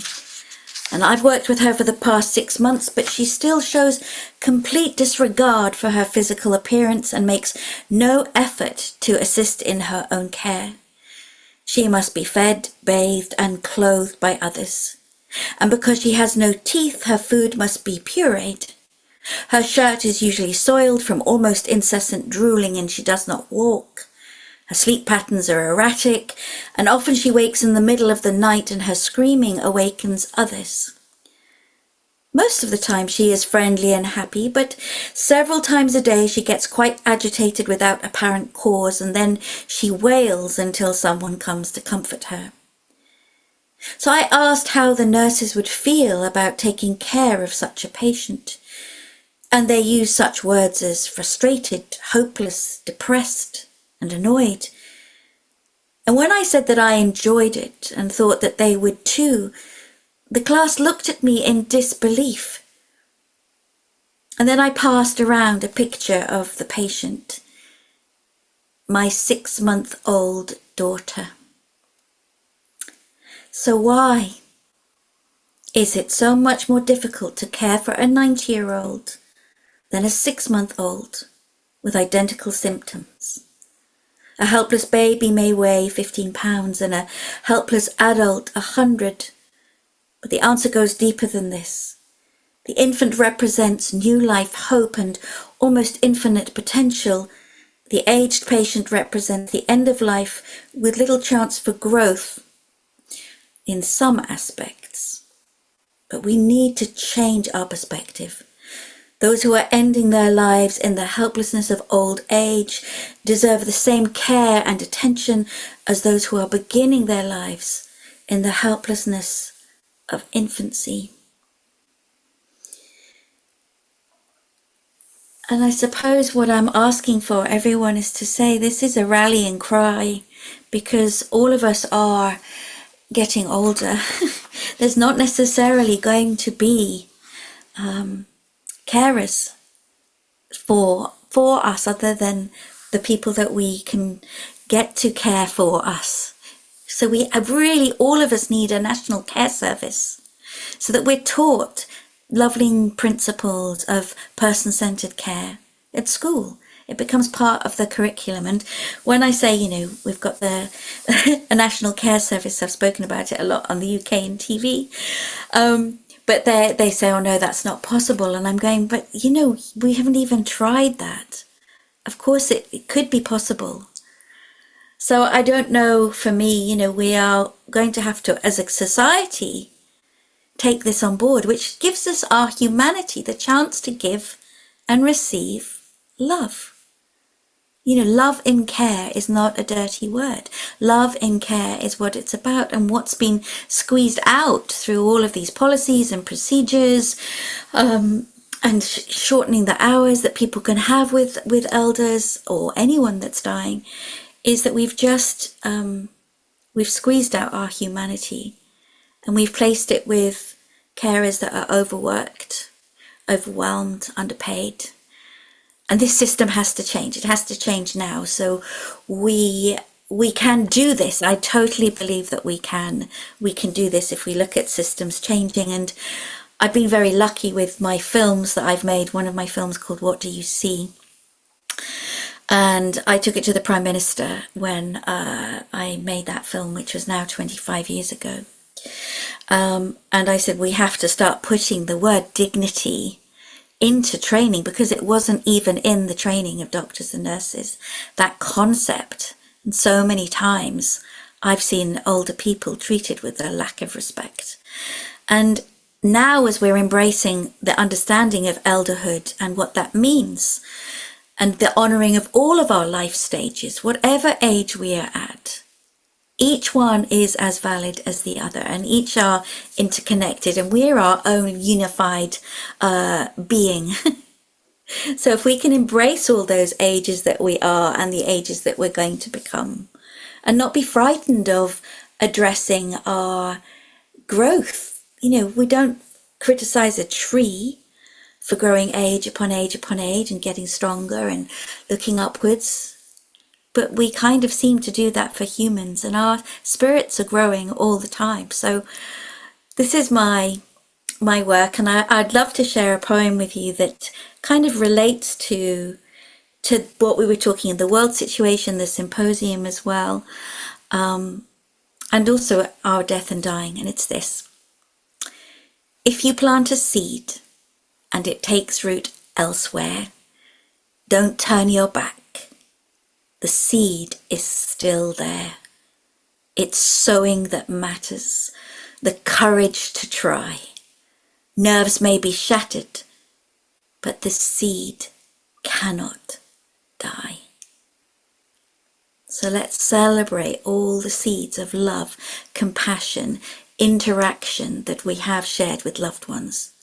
And let's celebrate all the new seeds to come, which will be deepening that understanding of the sacredness of dying and the sacredness of living and the bridging of the two in a rainbow arc that we will, I believe, remember. If we can remember to let go of our physical body in a gentle way, one of the ways that I was discussing today was about a body blessing. And if you have time and if that's appropriate, I can take us through a little tiny body blessing. How are you for time, Scott? Well, we're way over time. If you can you keep it? How long would it be, dear? Oh, I could do it in 2 minutes. Okay, 2 minutes max, and ideally one, because we're about a half an hour over time already, and we still have the great Mayor Cromwell ahead of us. So Amazing. Okay, we're just imagine that you're going to bless your hands. We're allowing ourselves to let go of our physical form by honoring it and blessing it. So bless your hands. These beautiful hands. Think about your hands that have given you the opportunity to touch, caress, paint, to be able to stroke your pets, to love. Bless these hands. And let's bless your feet, your amazing feet that have allowed you to walk the land, to travel, to see loved ones. Bless your incredible feet that have given you the opportunity to dance and jump, to be in the sea, to be in the grass, and come up to your mind. Bless your beautiful mind that has stored and learned and shared so much knowledge and has found so many solutions. And bless your beautiful heart that has felt so much, that has loved and held so much and will never be forgotten. Thank you. Thank you very much, Amanda. And thank you, Desiree Omashon Diarra, for kind of presenting that. And for people who want to know more about what Amanda provides, her website is easy to find because it's her name, amandawaring.com. Amanda, A-N-D-A, Waring, W-A-R-I-N-G.com. So for all of our friends watching on YouTube and on Facebook, there it is. And if you scroll down, you can learn all about about her and about her many offerings. And I think that we can find care is where we can find what you were just talking about. Yes. So if you click care, that takes you to learn more about this beautiful work that she's doing with the Heart of Care. So God bless you so much, Amanda. We really Thank you so much. Thank you for having me on. And it's got to be what, 3 o'clock in the morning, 4 o'clock in the morning? It's nearly 4. Thank you. But it was so worth to be with you all. Thank you. Thank you very much. It's great to have you with us. So very, very grateful. All right. We are going to go now to Mayor Cromwell. And thank you, Mayor, for waiting for a little bit. She reached out to me, and once she told me what she was up to, I knew that we needed to have her come on and share it. So here is Mayor Cromwell. Hello there, Mayor. Hi, Scott. Thank you so much for just saying, come next week, because I literally landed this on you, I think, on Friday or Thursday. Thank you for having me. And love to you, Amanda, because we had a great connection in the fall. And I have to share this very quickly. This has been with me in my pocket, in my hands all day. And this is what I see with the Unity Earth. So, it's just, I don't know, there are no coincidences. So Scott asked me to come on to share about something really big that's happening more on the East Coast of the United States, on the other side of the big pond from Amanda.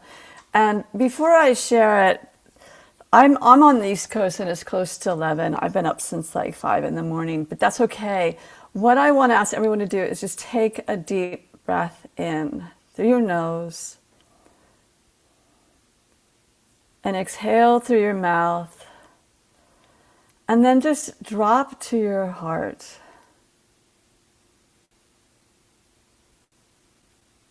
Beautiful. I can feel all of you doing that. And then from there, drop to Mother Gaia's heart by visualizing a beautiful cord of energy going down your spine from your tailbone straight to Mother's heart. Just drop this cord of energy. It's a love cord connection. Thank you, Scott. I was going to post some information too. And so what I want to talk about briefly is that there is a woman named Whitney Freya. I'm not the organizer of this event. It's called the Great Mother March. And Whitney's based out in Oregon, and she got a very clear spiritual call from the mother saying, I want you to organize the Great Mother March. Kind of the messages I get from Mother when Mother told me to write the Great Mother Bible and to organize the 1,000 Goddesses Gathering. But Whitney's the one who got this call. I sit on her visionary council, and she's a dynamo. She didn't have time to be part of this today. And this is a 500-mile empowerment spiritual pilgrimage from Asheville, North Carolina, which is just down the street from me. Like, that's where we do our grocery shopping, to Washington, D.C., arriving in D.C. on Earth Day, April 22nd. And a lot of people, when they were hearing about this in the past few months, they're like, oh, the monks, the Walk for Peace. This is similar, but this is the Great Mother March. And Whitney got this spiritual call long before the monks became so mainstream, at least in the United States. And it's so amazing what they did. And the mother said to Whitney, I want you to make me visible. And I want to show you something. Because of Whitney, she prompted me. You can't really see it. Do you see this? Yes. These are leggings. That's taken me 10 years to finally get made off the cover of one of my books, The Great Mother Bible, because Whitney came along and said, Mare, you need to get leggings made of your book cover, basically, because we want to wear them. She's going to be wearing them. Other people are going to be wearing them. The mother is, it's time for the mother, the Great Mother, to come in. We're all yearning. If you really think about it, I think every single one of us is yearning for the mother to hold us right now and tell us that everything's going to be fine and give us warm cookies and a hot cup of milk and put us to bed and say to us in the morning, it's going to be beautiful. Just go to sleep, my love. Yeah.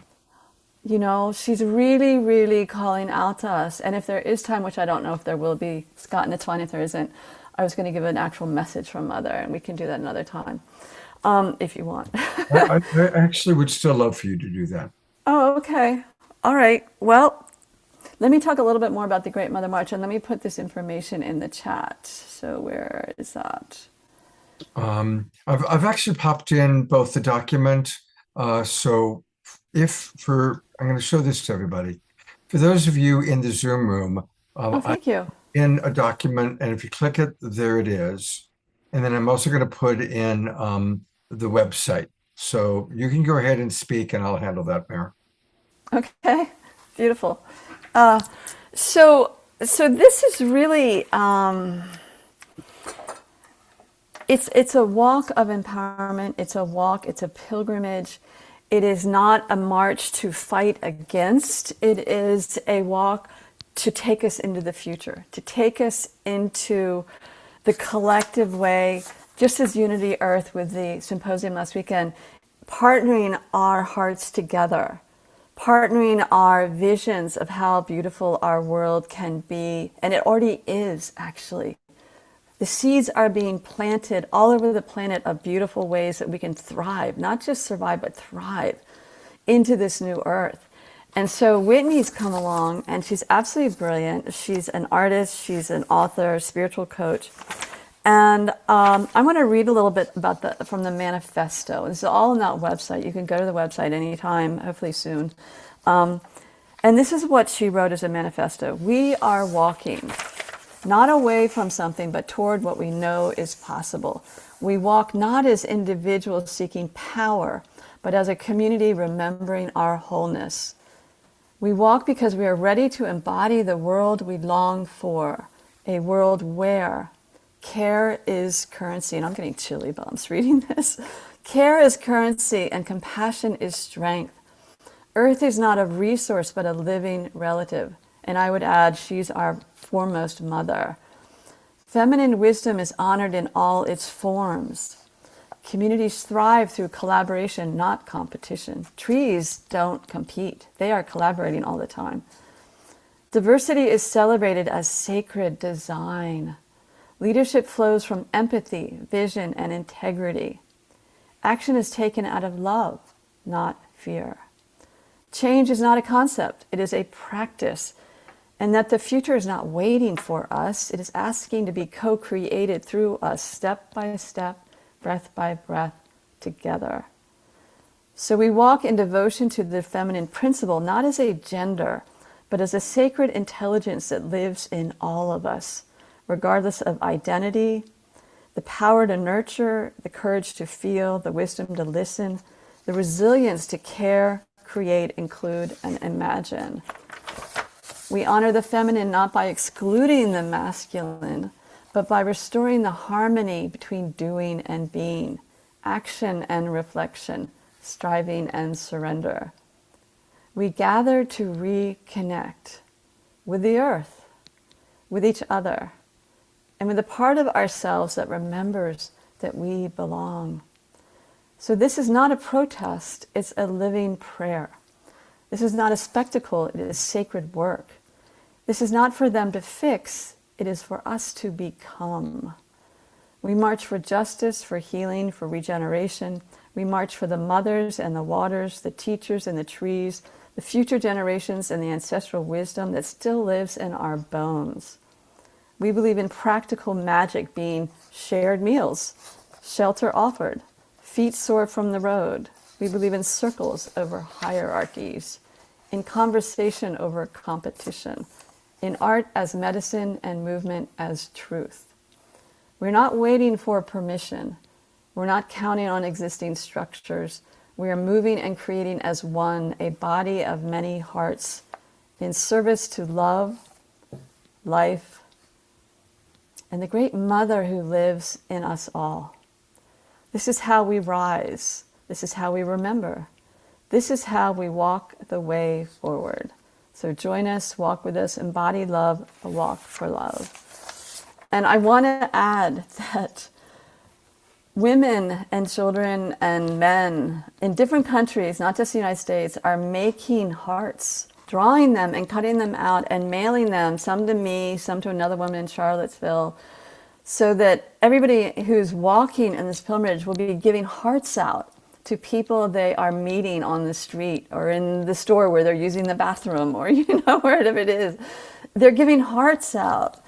And if you're really inspired and you don't think you can do the walk, which I don't blame you because it's less than a month off, you can donate to the Great Mother March because Whitney is burning through her savings right now.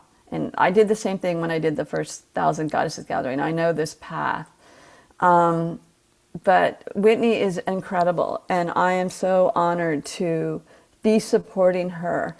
And I'll share something with you because this speaks to a lot of what I do. I spent yesterday with a good friend. We did high ceremony in our living room. The altar's still up on the floor. And we put together gift baggies.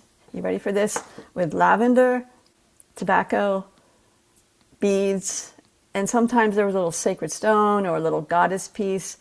And we blessed it. We loved it up. We asked all the spirit teams to love it up. We called on the nature spirits, the unicorns, Sasquatch, you name it. Mother Gaia, of course, creatures of the universe, Great Father, Great Mother. And we bless these little gift baggies so that everybody on the march who can access one of these, because I'm going to be giving them away free at the kickoff event on the 21st of March in Asheville. These are gifts to the nature spirits, the tree spirits, the water spirits. I'm going to be leading water ceremony for them on the first morning, and then a week later at another campsite they're going to be at, or co-leading really. And my piece to this little piece is that let's involve all the sacred seen and unseen ones, because we on earth are not just humans. We're surrounded by all these sacred seen and unseen ones. Plants could not grow without the nature spirits. People have no idea how important they are. And so by blessing them and honoring them and loving them up with these gifts, the nature spirits and the tree spirits are going to be loving the women and the pilgrimage people up. It's a reciprocation. It's a sacred exchange.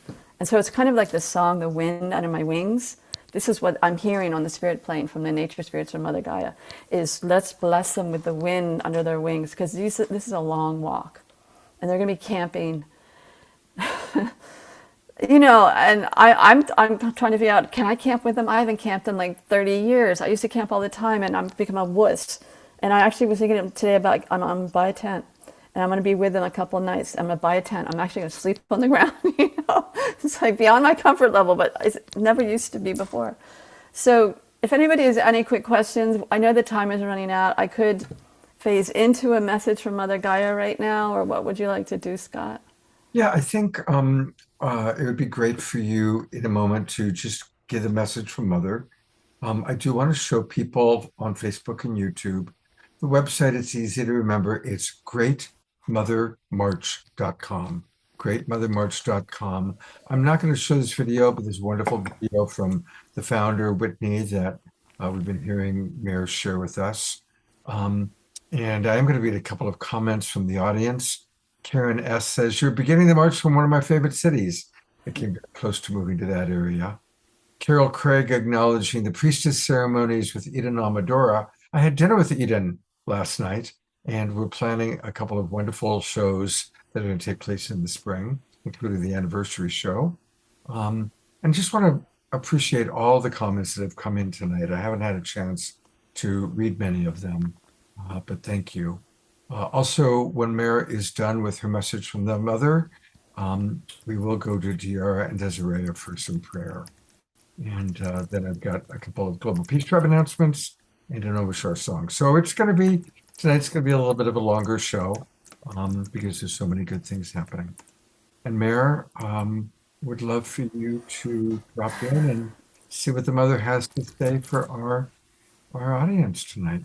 Yeah, and before I do that, I just want to say that if you are inspired to get some paper and coloring pens, whatever, and make some hearts, mail them to me by the end of this month. Mail them to me, and I will deliver them to the women who are doing this major walk, and the men, and the whoever, children, transgender people. It's open to everybody. Okay, I have to switch gears here.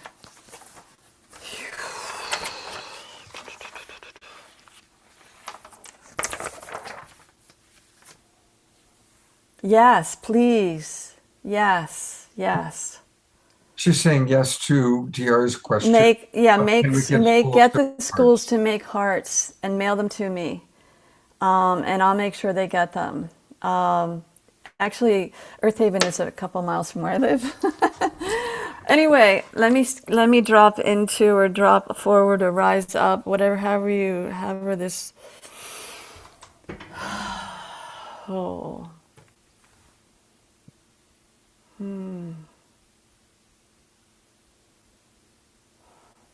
Oh, my beloved children. Please know how much I love you. I am your mother. I am your mother whose sources from the center of this earth, and my love ripples out through everything in the entire planet, out into the atmosphere, all the multidimensional zones. Please feel my love. You are never alone. Call on me and I will come and hold you. If you really are feeling in a place where you want to be held, I'm holding you all the time as it is. I want you to know that I love every one of my beloved two-leggeds on our sacred earth together. I even love those political leaders and economic leaders that you may not be happy with right now at all, from your lens. I would love to have the occupant of the White House know that he can call out to me, because I yearn to hold him in my lap, to my breast, and cuddle him and let him know that he is safe. And all the fear that's in his heart that is just wreaking havoc within himself as a spiraling web of havoc from his great pain could be healed by me, his foremost mother, if he knew to turn to me.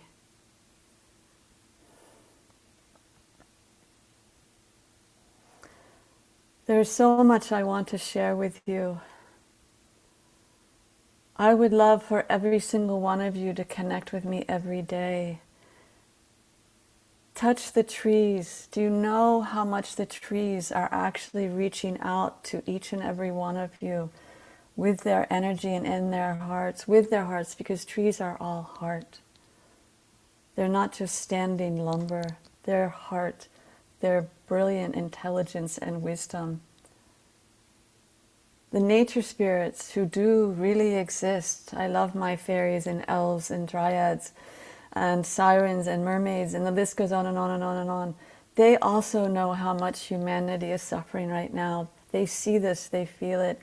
They are reaching out to you from their realms, which are really beautiful high frequency realms of joy. Call on them. It would mean the world to them for you to recognize that they exist.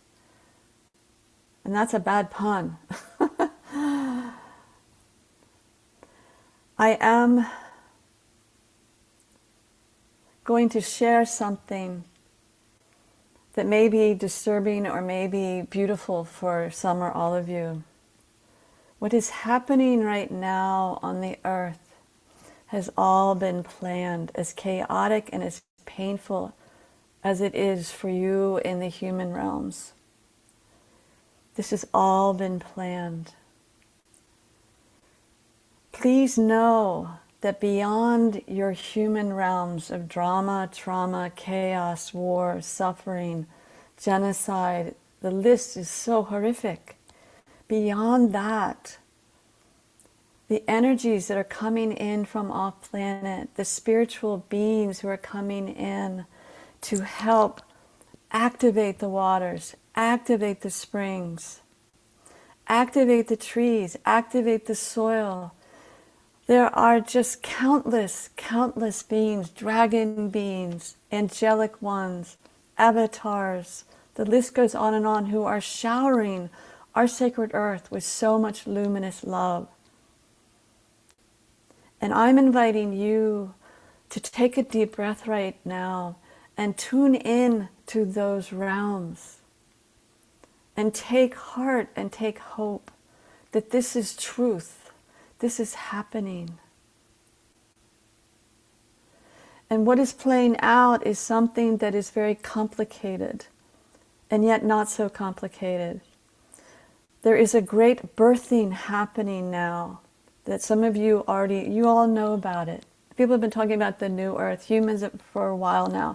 But what's happening is there is a rising up, as in the earth the Earth Unity Earth Symposium was calling its theme, there's a rising up into a new earth, a very high dimensional frequencies and ways of being, harmony and peace and balance in another multidimensional set of zones here on Earth that coexist with the denser zones. And as this rising up is happening, the denser zones are going to be getting a bit more dense. And gradually, in the coming thousands of years, that earth will be sloughed off of me. So your choice as a soul who has chosen a body at this time on earth, you know you chose this time. On the soul level, you know that. Your higher self knows that. You have a choice every moment of every day of, are you choosing love over fear? Are you learning how to love yourself and heal your wounded inner child? And whatever may be a trauma you carry from a past life, can you surrender out of your ego to serving the new earth? Because it's coming in, and there are a lot of humans who are dancing in it already. I am not trying to scare you. I want you to feel the love. And I'm going to say that again and bring more energy in for all of you. I want you to feel the love, my love, your Earth Mother, your Mother Gaia, the love from the angelic realms, the love of Mary Magdalene, who's coming forward more and more and more to so many people, the love of the Christ consciousness, the love of the nature spirits, the tree people, the standing ones, the stone people, the waters of the world. Our water is liquid love. That is its essential sacred nature. And I'm going to ask Mare to do something right now because she has a mandate from me to bring this to everybody she can. But last fall, Mare connected in with the heart of water from a very high level divine feminine set of beings way off planet.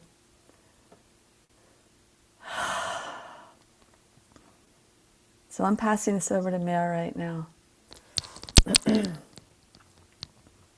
Oh, I am that I am, calling on the heart of water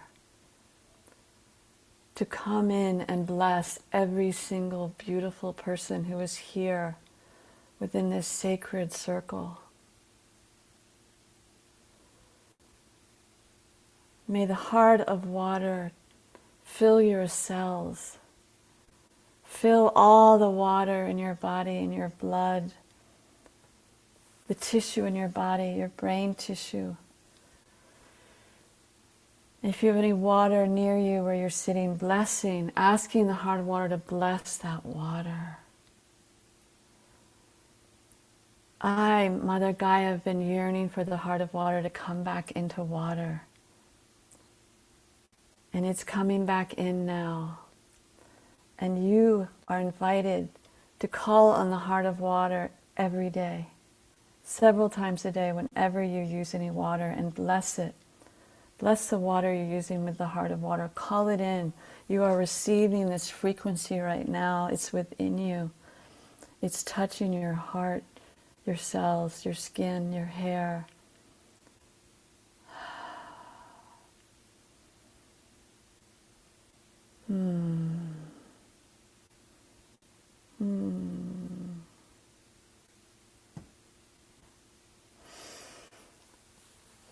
Well, that is it for now from me, Mother Gaia.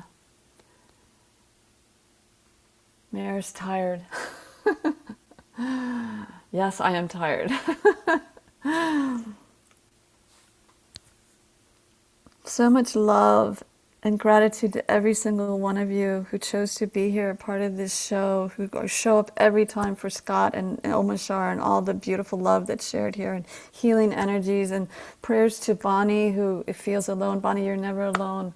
Mother is always there with you. Always, always, always.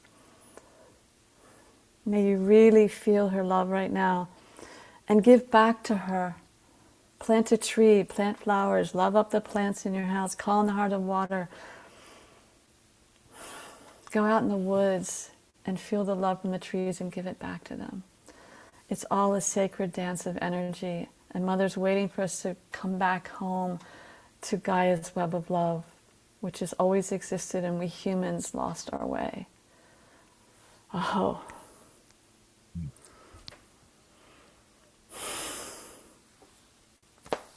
Thank you so much. I'm going to go to gallery view, and everybody who's got your cameras on, you should send appreciation to Mare for her beautiful modeling of devotion and connection to the beloved Mother Earth Gaia. There's a lot of hearts and a lot of twinkles and a lot of appreciation.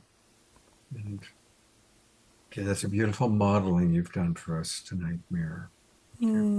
If anyone's interested in my books, I've got books of channel messages from Mother. You can go to greatmotherlove.earth website. I'll type it in there. I'm shaking right now. I don't usually, when I channel her, it's usually me and a video running, and I put it up on YouTube. And I will be doing a longer State of the Earth report from Mother. Mother's telling me it's time to really do another one, and it'll be more comprehensive. Well, when you do that, let us know, and I'll definitely, remind our audience during our Global Peace Tribe announcements. Oh, thank you. Absolutely. And I'll Scott, go ahead. No, and once you put the link in, I'll bring it up, and then we're going to go to Tiara and Desiree. So here it is. Here's the link, and I'm going to show it for all of our friends watching all around the world. It's greatmotherearth.earth. I'm sorry, greatmotherlove.earth. Greatmotherlove.earth. Greatmotherlove.earth. And I teach a year-long course. You can go to the website. Scott, I have a message for you from Mother Gaia, and she's touching your heart right now. If you can feel this, because your heart has been through so much. She knows how much you've gone through. So she's offering you a heart chakra healing. Wow.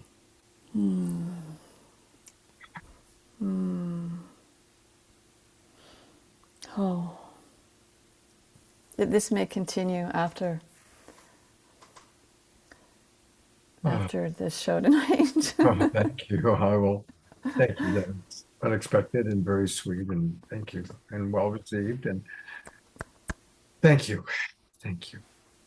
I'm going to go straight to Tiara and Desiree. Let's stay in this beautiful sacred space that Mara has created as we go into our prayer time. And I'm sure you probably would do this anyway, but I want to ask you to start the prayer with focus on our beloved Bonnie. Taking this beautiful softness that Mare and Mother have brought into our Mobius loop and wrapping it around you, Bonnie, wrapping it around Roger, who's nearby, and bringing this gentle energy into all the places that require softness in all of us and in every nook and cranny on this beautiful earth. And wrapping that around you again, Bonnie, just feeling your room with angels and love and light. Just amping that up.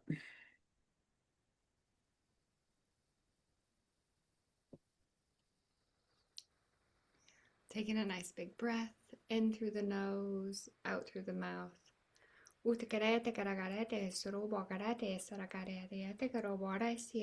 lot of clearing on that heart chakra.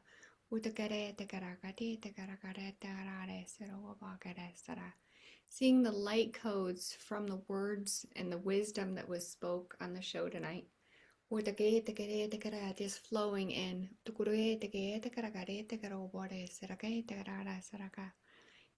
And seeing the expansion of that reach as well.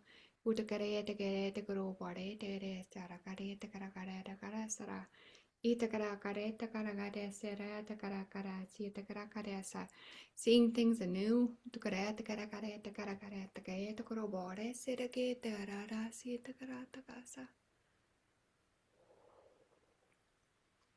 Giving great thanks for the elementals who are present and coming in anew, these new energies, and allowing our bodies to receive even more.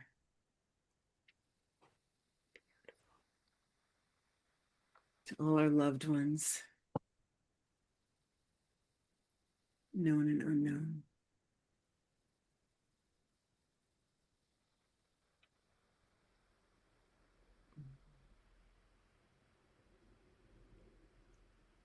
Let's expand.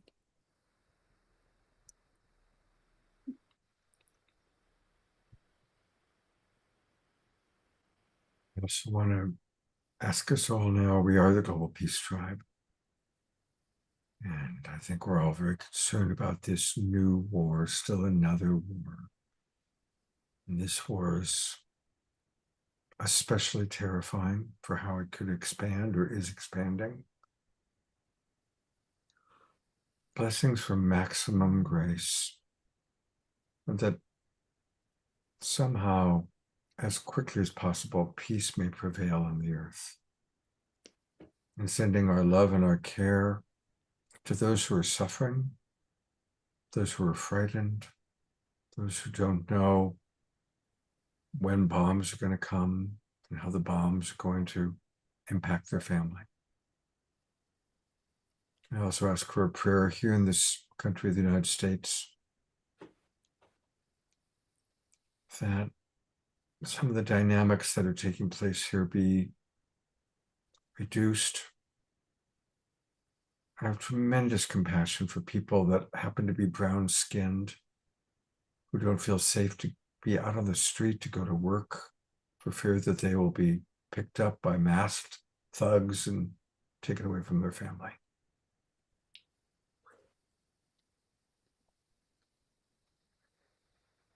May each of us as Global Peace Tribers practice compassion in everything we do, with our family, with our friends, and even with those that we disagree with. May we be the model of compassionate living that the world needs.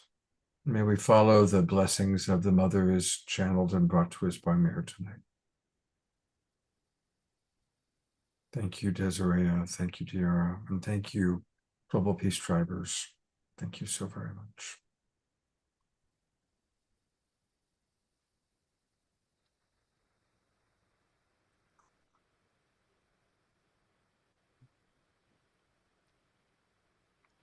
Just a couple of announcements. I am teaching a course with my good friend Katrina Valancourt.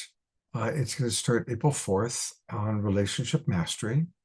And I'd like to invite all of you to get a little sample free of charge to what Katrina and I are offering. So this Saturday, March the 7th, we're offering what we're calling the Relationship Reset from 9 a.m. till 10:30 a.m. Pacific time.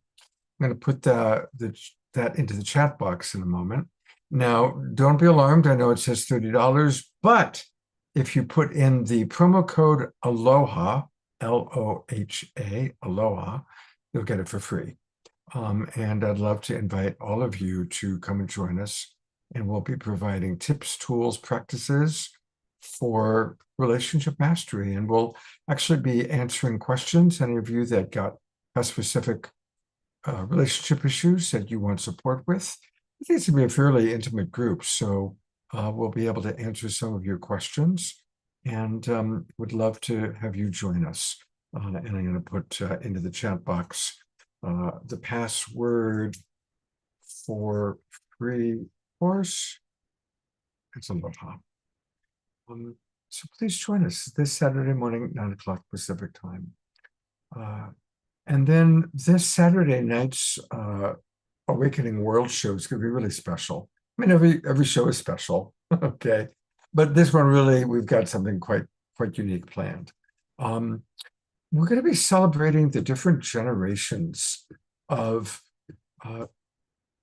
those who are Awakening World leaders.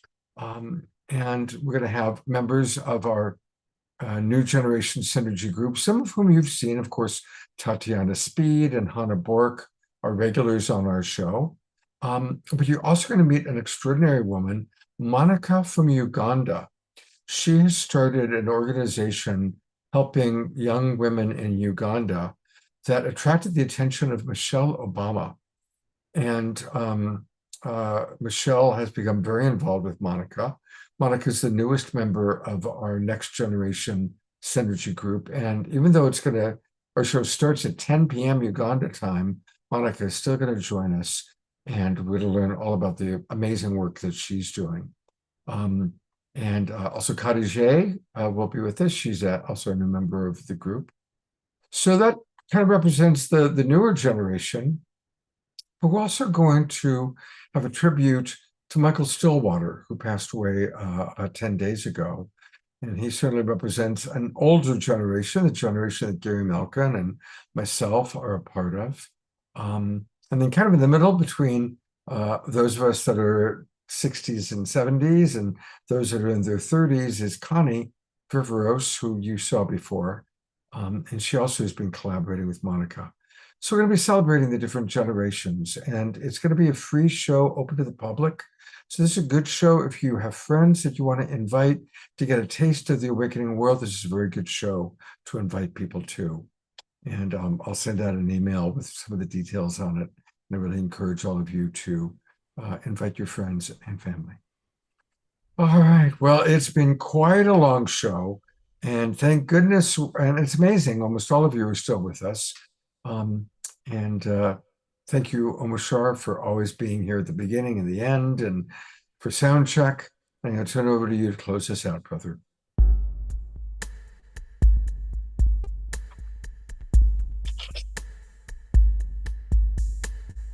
Here with my family, heaven is in my heart. I sing of the love I am, and know we're never apart. One heart, one love, in this life we live. One heart, one love, in this life we live. Here with my family, heaven is in my heart.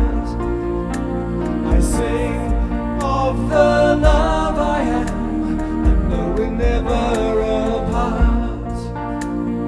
One heart, one love, in this life we live. One heart, one love, in this life we live.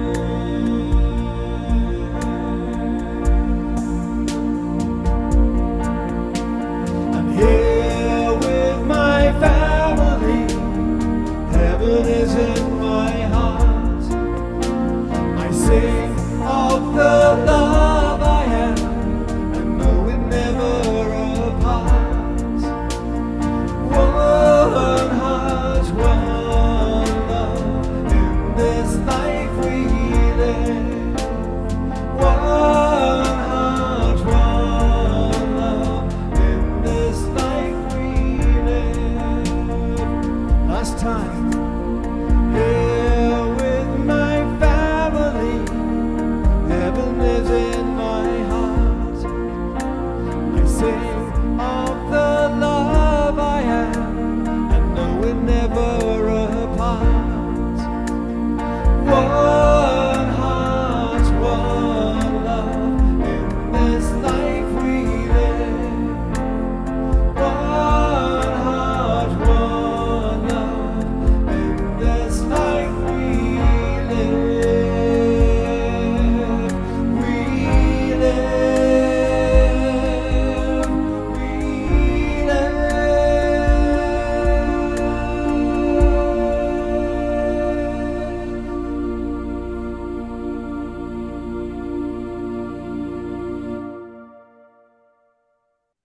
How does he do it? He always picks the perfect song.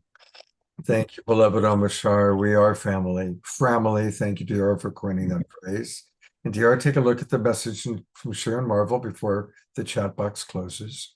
Much love, everybody. Have a beautiful few days, and I look forward to seeing you on Saturday night. Thank you again, Mayor. Thank you, Omashar, DR, Desiree. And God's blessings. Have a beautiful And Ben and Arena. Yes, yes.